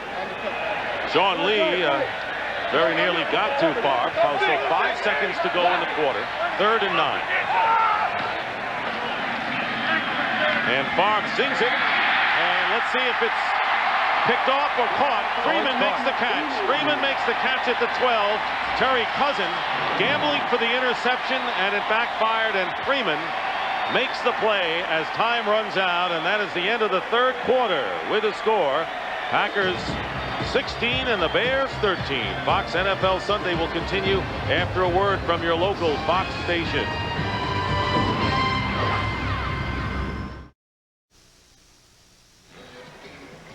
Welcome back to Lambeau Field in Green Bay. The Packers leading the Bears 16-13 as we get ready to begin the fourth quarter. Dick Stockton along with Matt Millen. Antonio Freeman just making a terrific catch in traffic. The drive started on the Packers 29. This is the 10th play of the drive. They have a first down on the Chicago 13. Dorsey Levens moving to the left, and Favre gets it off, and the pass is caught by Freeman, gets in for the touchdown. You see Freeman down there? He's pointing to his jaw saying, no, I ain't jumping into the stands this week. My jaw's broke. As soon as he went into the end zone, he ran into the corner and looked into the stands, and his fans were going, come on. And he pointed to his jaw and said, no, can't do it this week. 10th touchdown catch of the year for Antonio Freeman. And the Packer fans enjoying a 22-13 lead, and Ryan Longwell makes it 23-13, and the biggest lead for either side today on the first play of the fourth quarter. And Freeman is going to keep that as a souvenir because it's the 5th 100-yard. He's giving it to somebody over there. Gone over 100 yards for the 5th time this year, and gave the football to a friend. Well, it's a crossing route underneath. He caught him in the zone. He just runs away from the linebackers. Now watch him as he goes into the end zone. The fans are wanting him to come in, give that Lambeau leap. Now watch him. No, can't do it. See, no, see, can't do it. See, the jaw hurts too much. Everybody up here is saying jump, and he's going, no, I can't do it today. any other time but now. And Brett Favre, who has thrown 2 touchdown passes since the Bears took a 13-9 lead in the third quarter, one to Shimura, and this last one to Freeman for 13 yards, and the Packers lead by 10. Actually, he's got 3 touchdown passes today. Of course, one of them is to Harris. Right. But it was a nice throw. Rather not talk about that one in the Brett Favre household. Longwell to kick off. Milburn is the deep man. Lynn Milburn. And again, the Bears not gotten much on their return game today. And right now, let's check in with James Brown for an NFL update. Hey, Dick and Bub, you both know that Arizona's in the playoff hunt, but by no means a lock. Hurting themselves here as Coy Detmer finds Irving Fryer. That touchdown toss there has put Philly up now 17-10. 17 unanswered points in the fourth. Back to Dick and Matt. So the Eagles giving the Cardinals a big threat today, and there is the scoring play. 10 plays, 71 yards. Brett Favre 5 for 7 on that drive. Well, the Packers would benefit with an Arizona loss today. Since the Eagles got Coy Detmer there, they have somebody who can make some plays. They've been a different team. First down for the Bears on their 23. Bears trailing by 10 to give us to Edgar Bennett. And Bennett picking up about 4 yards on the play. Brian Williams there. It's always different when you're on a team for a long time and you come back to play them.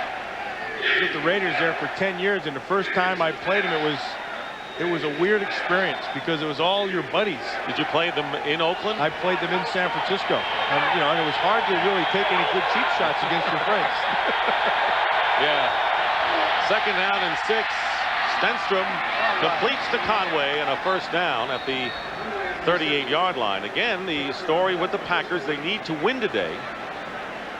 And either a Tampa Bay loss or tie, or the combination of an Arizona and New Orleans loss or tie. They've got to have both of those teams lose on the other part of the equation for the Packers to get into the playoffs this afternoon. How about Denver losing by a point right now in the fourth quarter to the Giants? The Giant defense must be playing really well. Easy to get primed for an undefeated team. Bears on their 39-yard line. Early here in the fourth.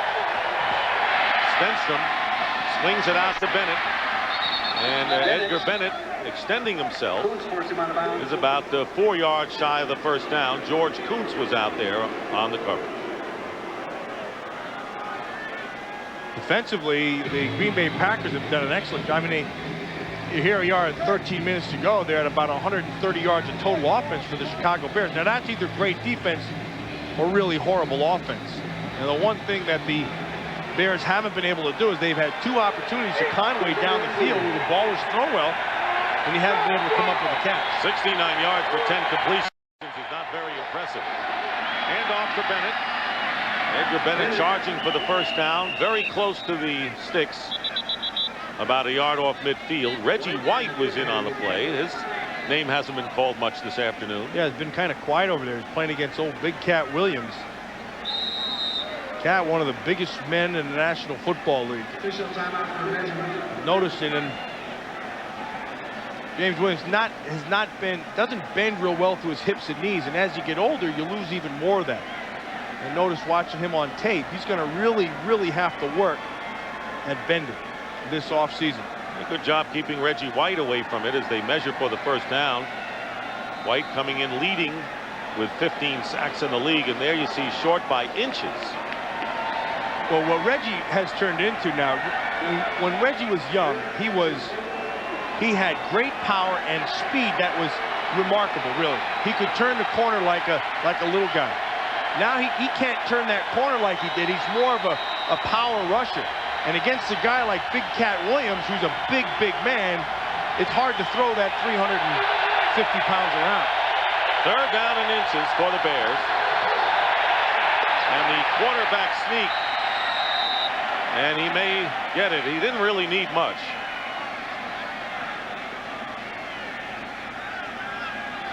Well, the initial pop was there. He just kind of slid to the right a little bit. And I believe, yeah, he looks like he did get the first down. It is a first down for the Bears.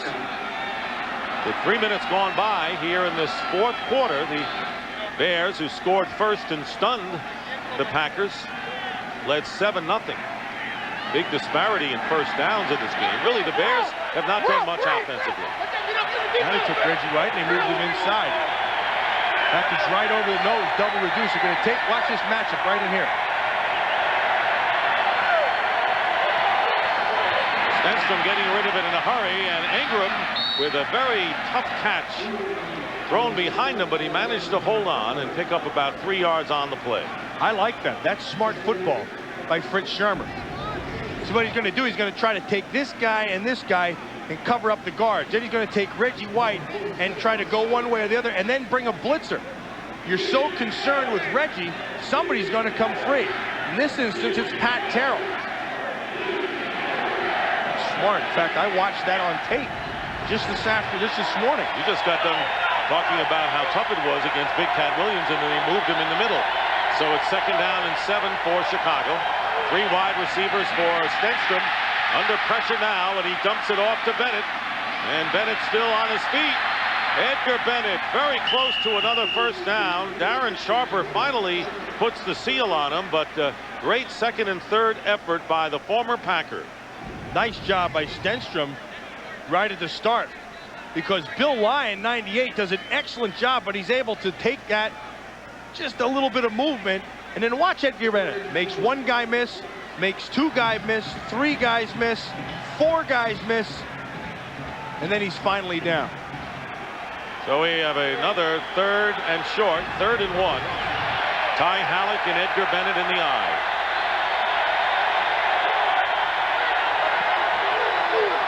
Play fake. Stenstrom's pass in traffic, and it's Ryan Wetnight, the tight end. He makes the catch for a first down.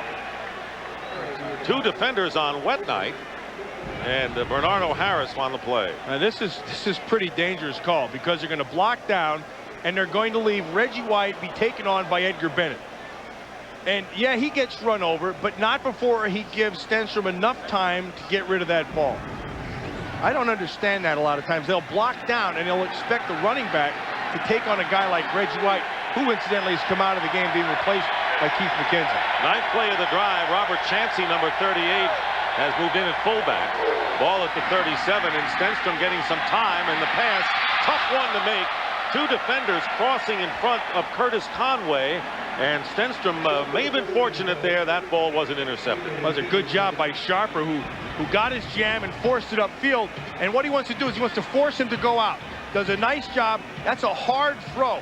He does an even better job of sinking back to the inside, because that play is the responsibility of Leroy Butler to come from the middle of the field outside. Remember, Darren Sharper started the game with free safety, then had to play full-time cornerback when Craig Newsome couldn't go on and came out with a bruised knee.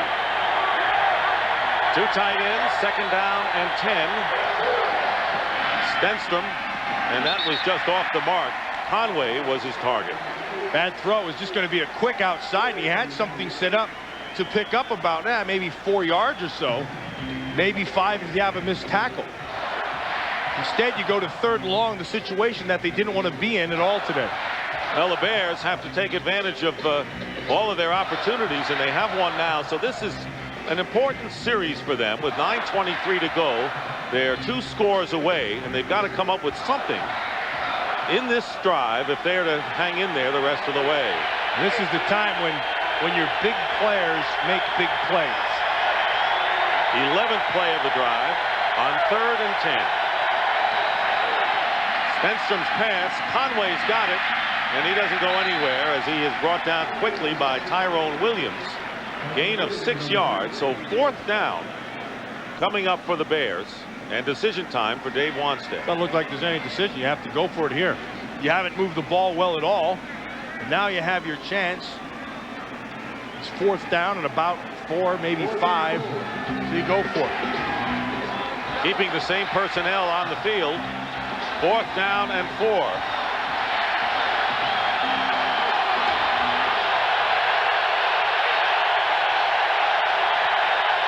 of 19 this year for the Bears on 4th down.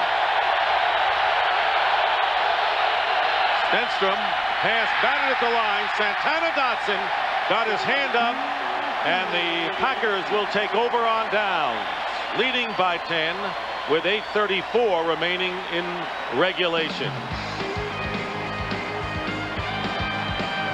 So the Packers hold firm with an opportunity going by the boards for Chicago.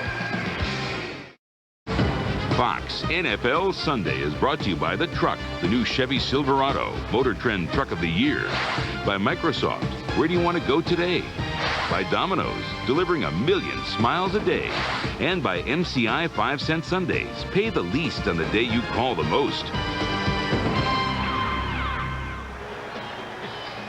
Dick Stockton and Matt Millen back at Lambeau Field, where the Packers just held on 4th down defensively. Santana Dotson knocking down the pass by Stenstrom. So Green Bay and Brett Favre have the ball at the 31. Dorsey Levens running room up the middle and picks up 9 yards on the 1st down. Let's look at that 4th down play. Santana Dotson knocked the ball down. You're going to watch him right inside. They're going to just try to make a quick throw to the outside. Stenstrom sees it. A good job of penetration by Dotson. That's the most important part. And then secondly, he felt that the ball was going to be thrown quick, and he had the presence to be able to put up his hand and knock that thing down. Normally, when the ball's knocked at the line of scrimmage, it's because you're stopped there. You have no place to go. It's been blocked. But that time, he got the penetration and was able to get his hands up. 2nd down and 1. Levens dives forward close to the 1st down. Right now, here's JB, James Brown, with an NFL update. Hey, Dick and Bob, Arizona doing its best to play for its playoff life. Take a look at the snake as he drills this ball to Rob Moore. Eagles contested it, but no, the officials say it was indeed a good catch. All tied at 17 in the 4th, and as Bob mentioned, the Giants defense has been doing a good job. 13-9, New York. Back to Dick and Matt. And how about both those games and the undefeated Broncos going against the Giants? Well, I knew that Giant defensive front was going to give them some fits. It was whether their offense could do anything. Here's Dorsey Levens on 1st down, and Levens still going. Got out of a pack.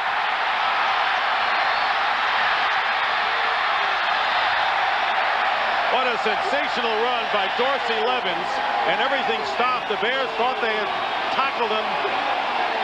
That's the first run over 20 yards all season long for the Green Bay Packers. And it comes after about 4 hits. Look at this. He just runs through, keeps his feet moving, doesn't stop, and watch at the end. He almost makes a mistake of Walt Harris. And Antonio Freeman tries to block Walt Harris, thinks he's going to run through, stops. Now he gets rid of him, and he just doesn't quite have it. There's not enough Freeman to take care of Flanagan. 50-yard run by Dorsey Levens, and the Packers have a 1st and goal at the 8-yard line. Oh, Matt Willig decided to jump before. Matt Willig in for Earl Dotson at right tackle. False start. Offense. Number 76. 5-yard But penalty. the Packers are on the brink, Matt, of breaking this one open with 6:24 to go. And as you just mentioned, the 50-yard run was the longest run from scrimmage. Last week, Levens gained 17 yards against Tampa Bay, which was his personal high. Here's the finish of it. Well, he's really come a long way from the beginning of the season. A great job by their medical staff to get that ankle ready. Packers call a timeout, and we'll be right back. Packers have scored in every quarter of the game, and there you see Pepper Burris, the trainer, working on Earl Dotson, who came out and gave way to Matt Willig. 1st and goal at the 13-yard line following the false start by Willig, and the handoff is to Dorsey Levens, who rides to the 10-yard line. Brian Robinson making the tackle. It's 2nd down.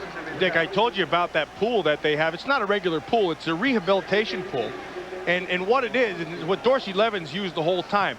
And it's a pool that has an ability to force the water at you.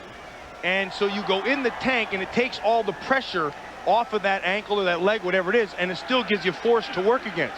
And he worked on that thing from the beginning of the season on, and they really did an excellent job of getting him back. Second and goal. The ball is at the 10. Matt Willig jumped on the right side. That would be his second false start in the series. False start, offense, number 76. You asked Dorsey Levens which was tougher, the holdout before the season, or the injury and the delay and coming back from that. Yeah, and he didn't even hesitate. He said it was, what did he say? Well, he said the injury was tougher.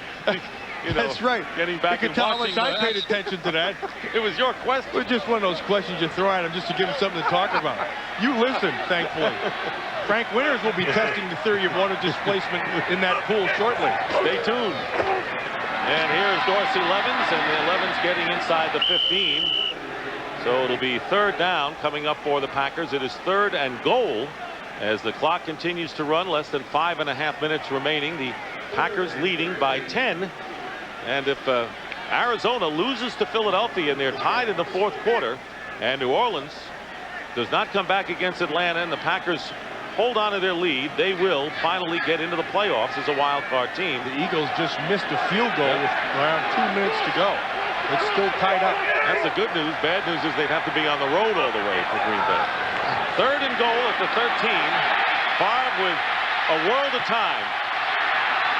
Now he runs it and gets to about the 6-yard line, and Tony Parrish came up from his free safety position.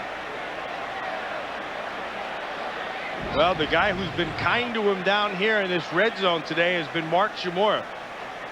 Shimura had nowhere to go with Marlon Forbes all over him. And then Antonio Freeman just trying to run an arrow route, but there's nothing there. He tried to look to Thomason as he rolled to that side, but he was covered again by Hilliard, so he just took to the old shoe leather express and the turf, which incidentally is terrible. Got it. Ryan Longwell has made 3 field goals.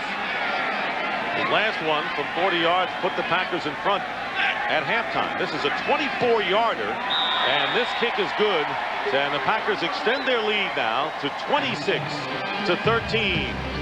Longwell with his 4th field goal of the afternoon.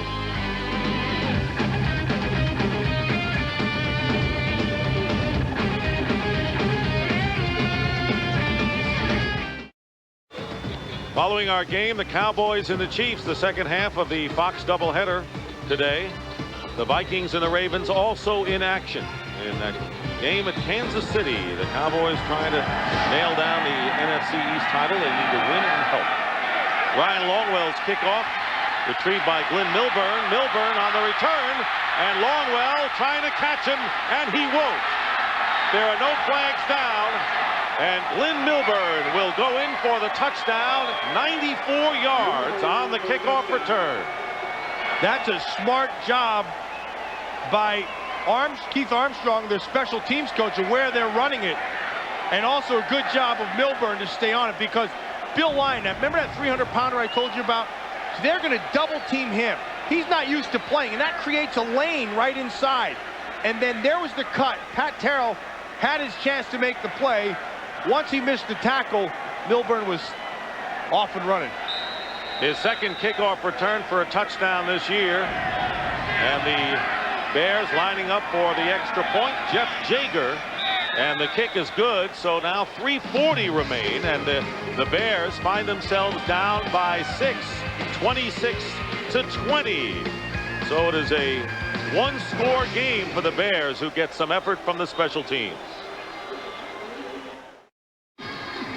So Mike Holmgren's Packers find themselves not on easy street by any means yet, with their lead cut to 6 with 3:40 remaining, and Jeff Jager getting ready to kick off. Roel Preston is back deep, end over end, and it dies there, picked up by Preston, and he brings it out to the 30-yard line. Loose ball, and let's see who has it.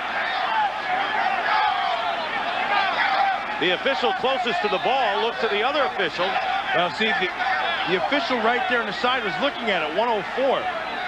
And he looked to another guy who was right on top of the ball. Because, see, the ball came out, but he still kind of had his hand on it.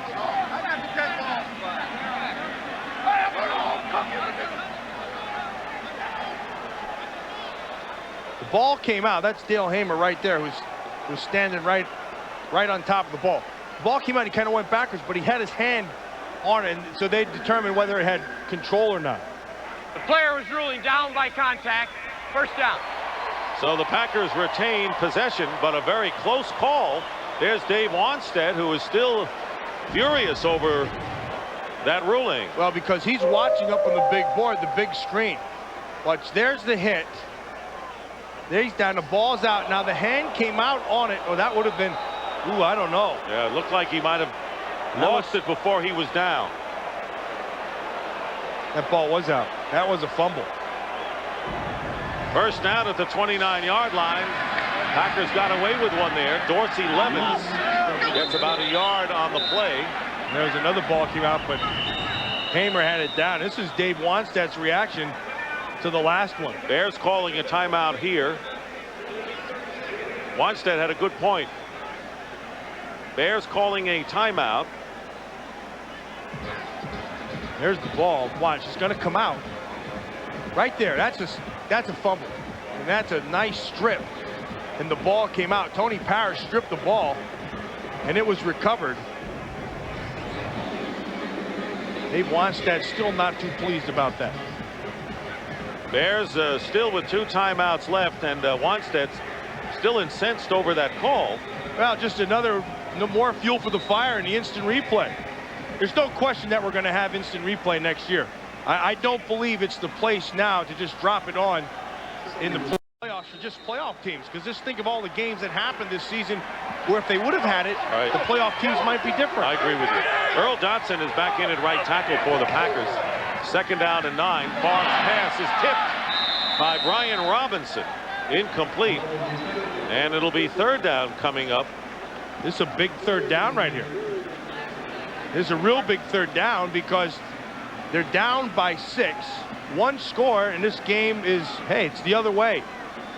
Defensively, they've been able to hold some things, and now they haven't done much offensively all game long, but really all you need is one big play, as you saw in their first offensive series. Well, they got a touchdown on the defensive side on the Harris interception and the special teams score. That's how you make up for an offense that isn't doing much. 3rd down and 9.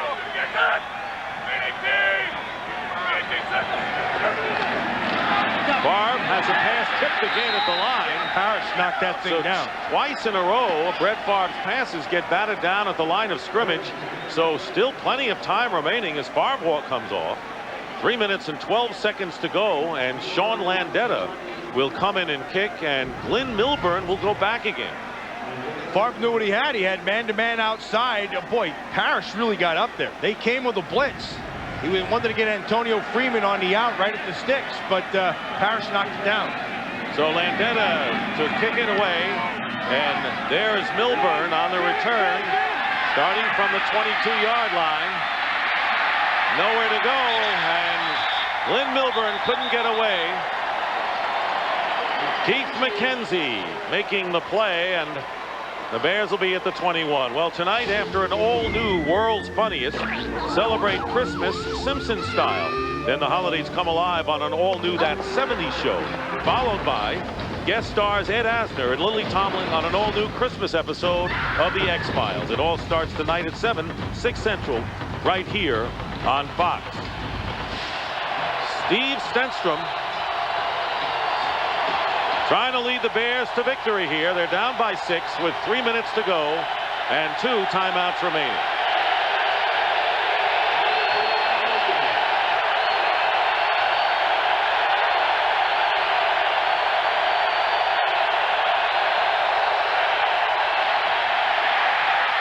Going to pass on 1st down, and it's caught by Ryan Wetnight, and the tight end has the 1st down to the 34-yard line. Scott McGarrahan, the rookie safety, making the tackle for the Packers. Nice job by Stenstrom, who had pressure from Keith McKenzie, who's been giving Andy Heck some problems today.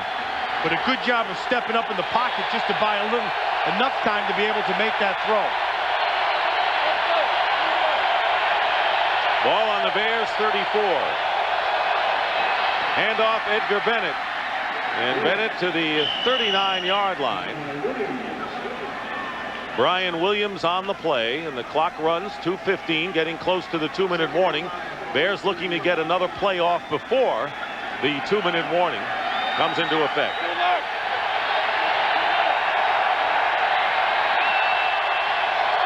And they do. Stenstrom with an out pass, and it's knocked away by Darren Sharper. Nice job for Curtis Conway. Fine play by Sharper, who's had to fill in at cornerback for Craig Newsome most of the game. Here it is again with 1:56, the 2-minute warning here at Lambeau Field. We'll be right back.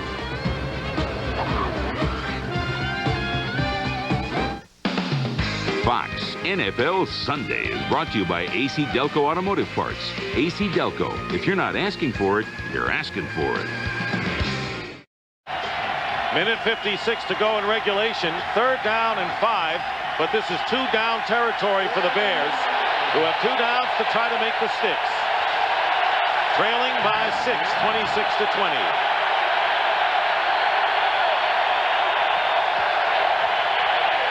Steve Stenstrom's pass is caught in Packer territory. Curtis Conway, and Conway makes a big reception. He was wide open, and a gain of 25 yards to the 36-yard line of the Packers. That was a nice job by the Bears. They put their back in motion. Edgar Bennett, nobody moved. That put Sharper out there in a tough position. He had to choose who he was going to take. He chose the flat. Conway came open. Ball was thrown. Bears still have 2 timeouts remaining. They need a touchdown. They're on the 36 of Green Bay. Stenstrom going deep, and he's got Robinson and a bump, and no flag down. Tyrone Williams, incidental contact downfield with Marcus Robinson, and so it stops the clock with 1:15 to go. 2nd and 10 coming up. Watch Edgar Bennett. Watch. Brown's going to come off the corner, and this is called helping. I mean, he just waffled him. And then he had Robinson down the sideline, and a good job by Tyrone Williams to cut him off. Fabian Bowens, number 82, has not seen action as a wide receiver at the top of your screen. 2nd down and 10.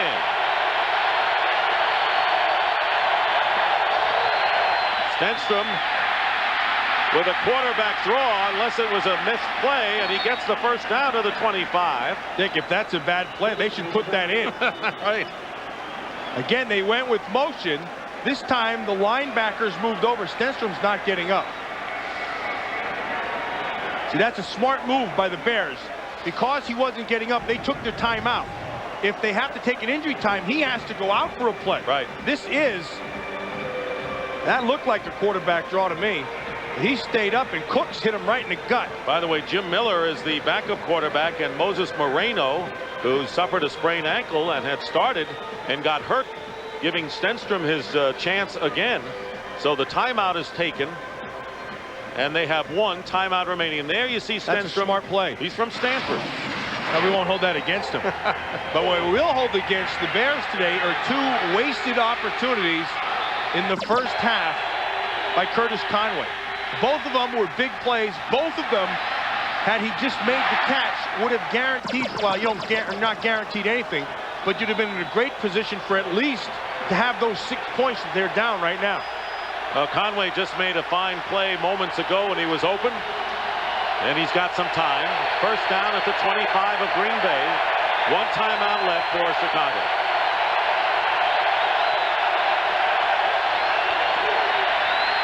Stenstrom pumps once, and he's going for the end zone, and it's deflected away.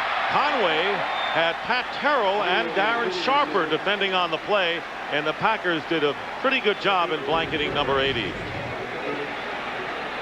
He's their speed guy who can get down there. Nice job by Sharper. See, now Sharper knows you have to defend the end zone. And Pat Terrell not got his hand up there. That should have been intercepted. Watch, Sharper has a chance, has his hands right there, and Terrell knocks the ball out of his hands. You're not going to bite on anything underneath because you're defending for the end zone. And then the other smart thing the Bears are doing now is McKenzie has been giving Andy Heck a problem. So they're helping to that side the whole time. 2nd and 10 with 59 seconds remaining in regulation. Stenstrom again has some time, and all of a sudden the receivers are covered, and Billy Lyon. Nice stunt to the right side. Timeout called by the Bears, but what a contribution Billy Lyon has made today to the Packer defense. Yeah, they ran it with McKenzie and Lyon. It's called the TE stunt. What happens is that the end is going to come down inside. Watch. It's going to come here and then back around. So it's an ET. That's what it is. And they're able to get Andy Heck deep. See this? They get him deep, and it allows him to get to the corner. And then, because of that and the coverage down the field, you get yourself a sack. Nice job of Lyon of reaching around Heck, putting the clamps on him. Who he wanted to go to, Dick, was down the field, was Curtis Conway. Remember, Sharper's not going to bite on anything, and Terrell, that time, an excellent job of taking away the inside. Most of the sacks in this game have been coverage sacks, 3 by the Bears, 2 by the Packers. And the first NFL sack by Billy Lyon in his first year from Marshall College in West Virginia. So 52 seconds remain, and the Bears are all out of timeouts. 3rd and 17 coming up.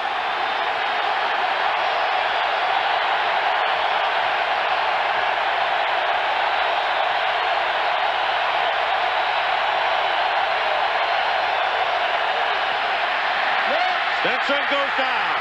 Dick, remember I say, Reggie White.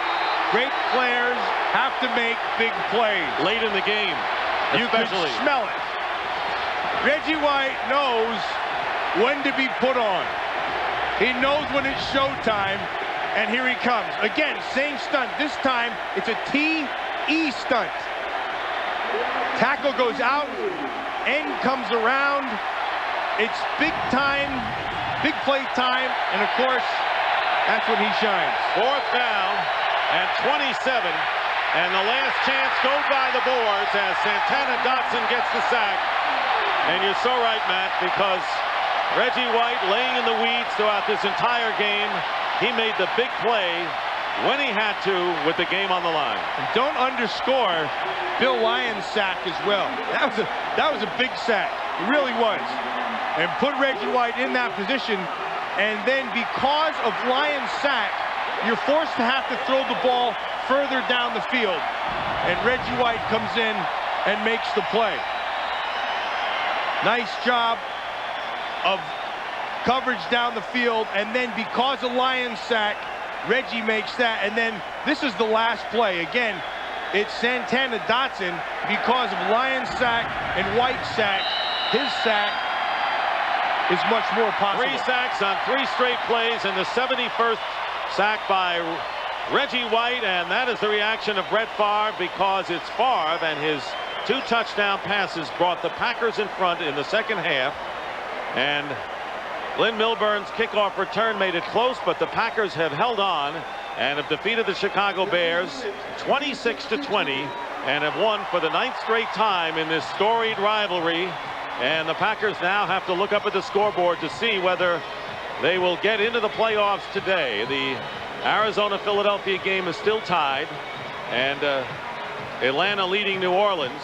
But this game is over, and the Bears put up a big effort today, but Green Bay wins 9-5 on the year. The Bears dropped to 3-11. Right now, let's go down to the field. Tim Ring is with Antonio Freeman. Tim? Thank you, guys. Antonio Freeman, fractured jaw today, but still leading the team in receptions. Would you have played if this team wasn't such in dire straits? I have a competitive nature about myself, and it was killing me last week not to be out here, but, you know, the doctor said I could go, and, you know, I wanted to be out here with my team and help my teammates and, you know, hopefully try to get into the playoffs. So, got to make sacrifices in this business Thank you, sometimes. Antonio. Let's go back upstairs to Dick. All right, Tim, thank you very much. So for Matt Millen, Dick Stockton saying so long from Lambeau Field. The Packers beat the Bears 26-20, and we'll be back with our Burger King game break in just a few moments as the Packers defeat the Bears 26-20. So long, everybody.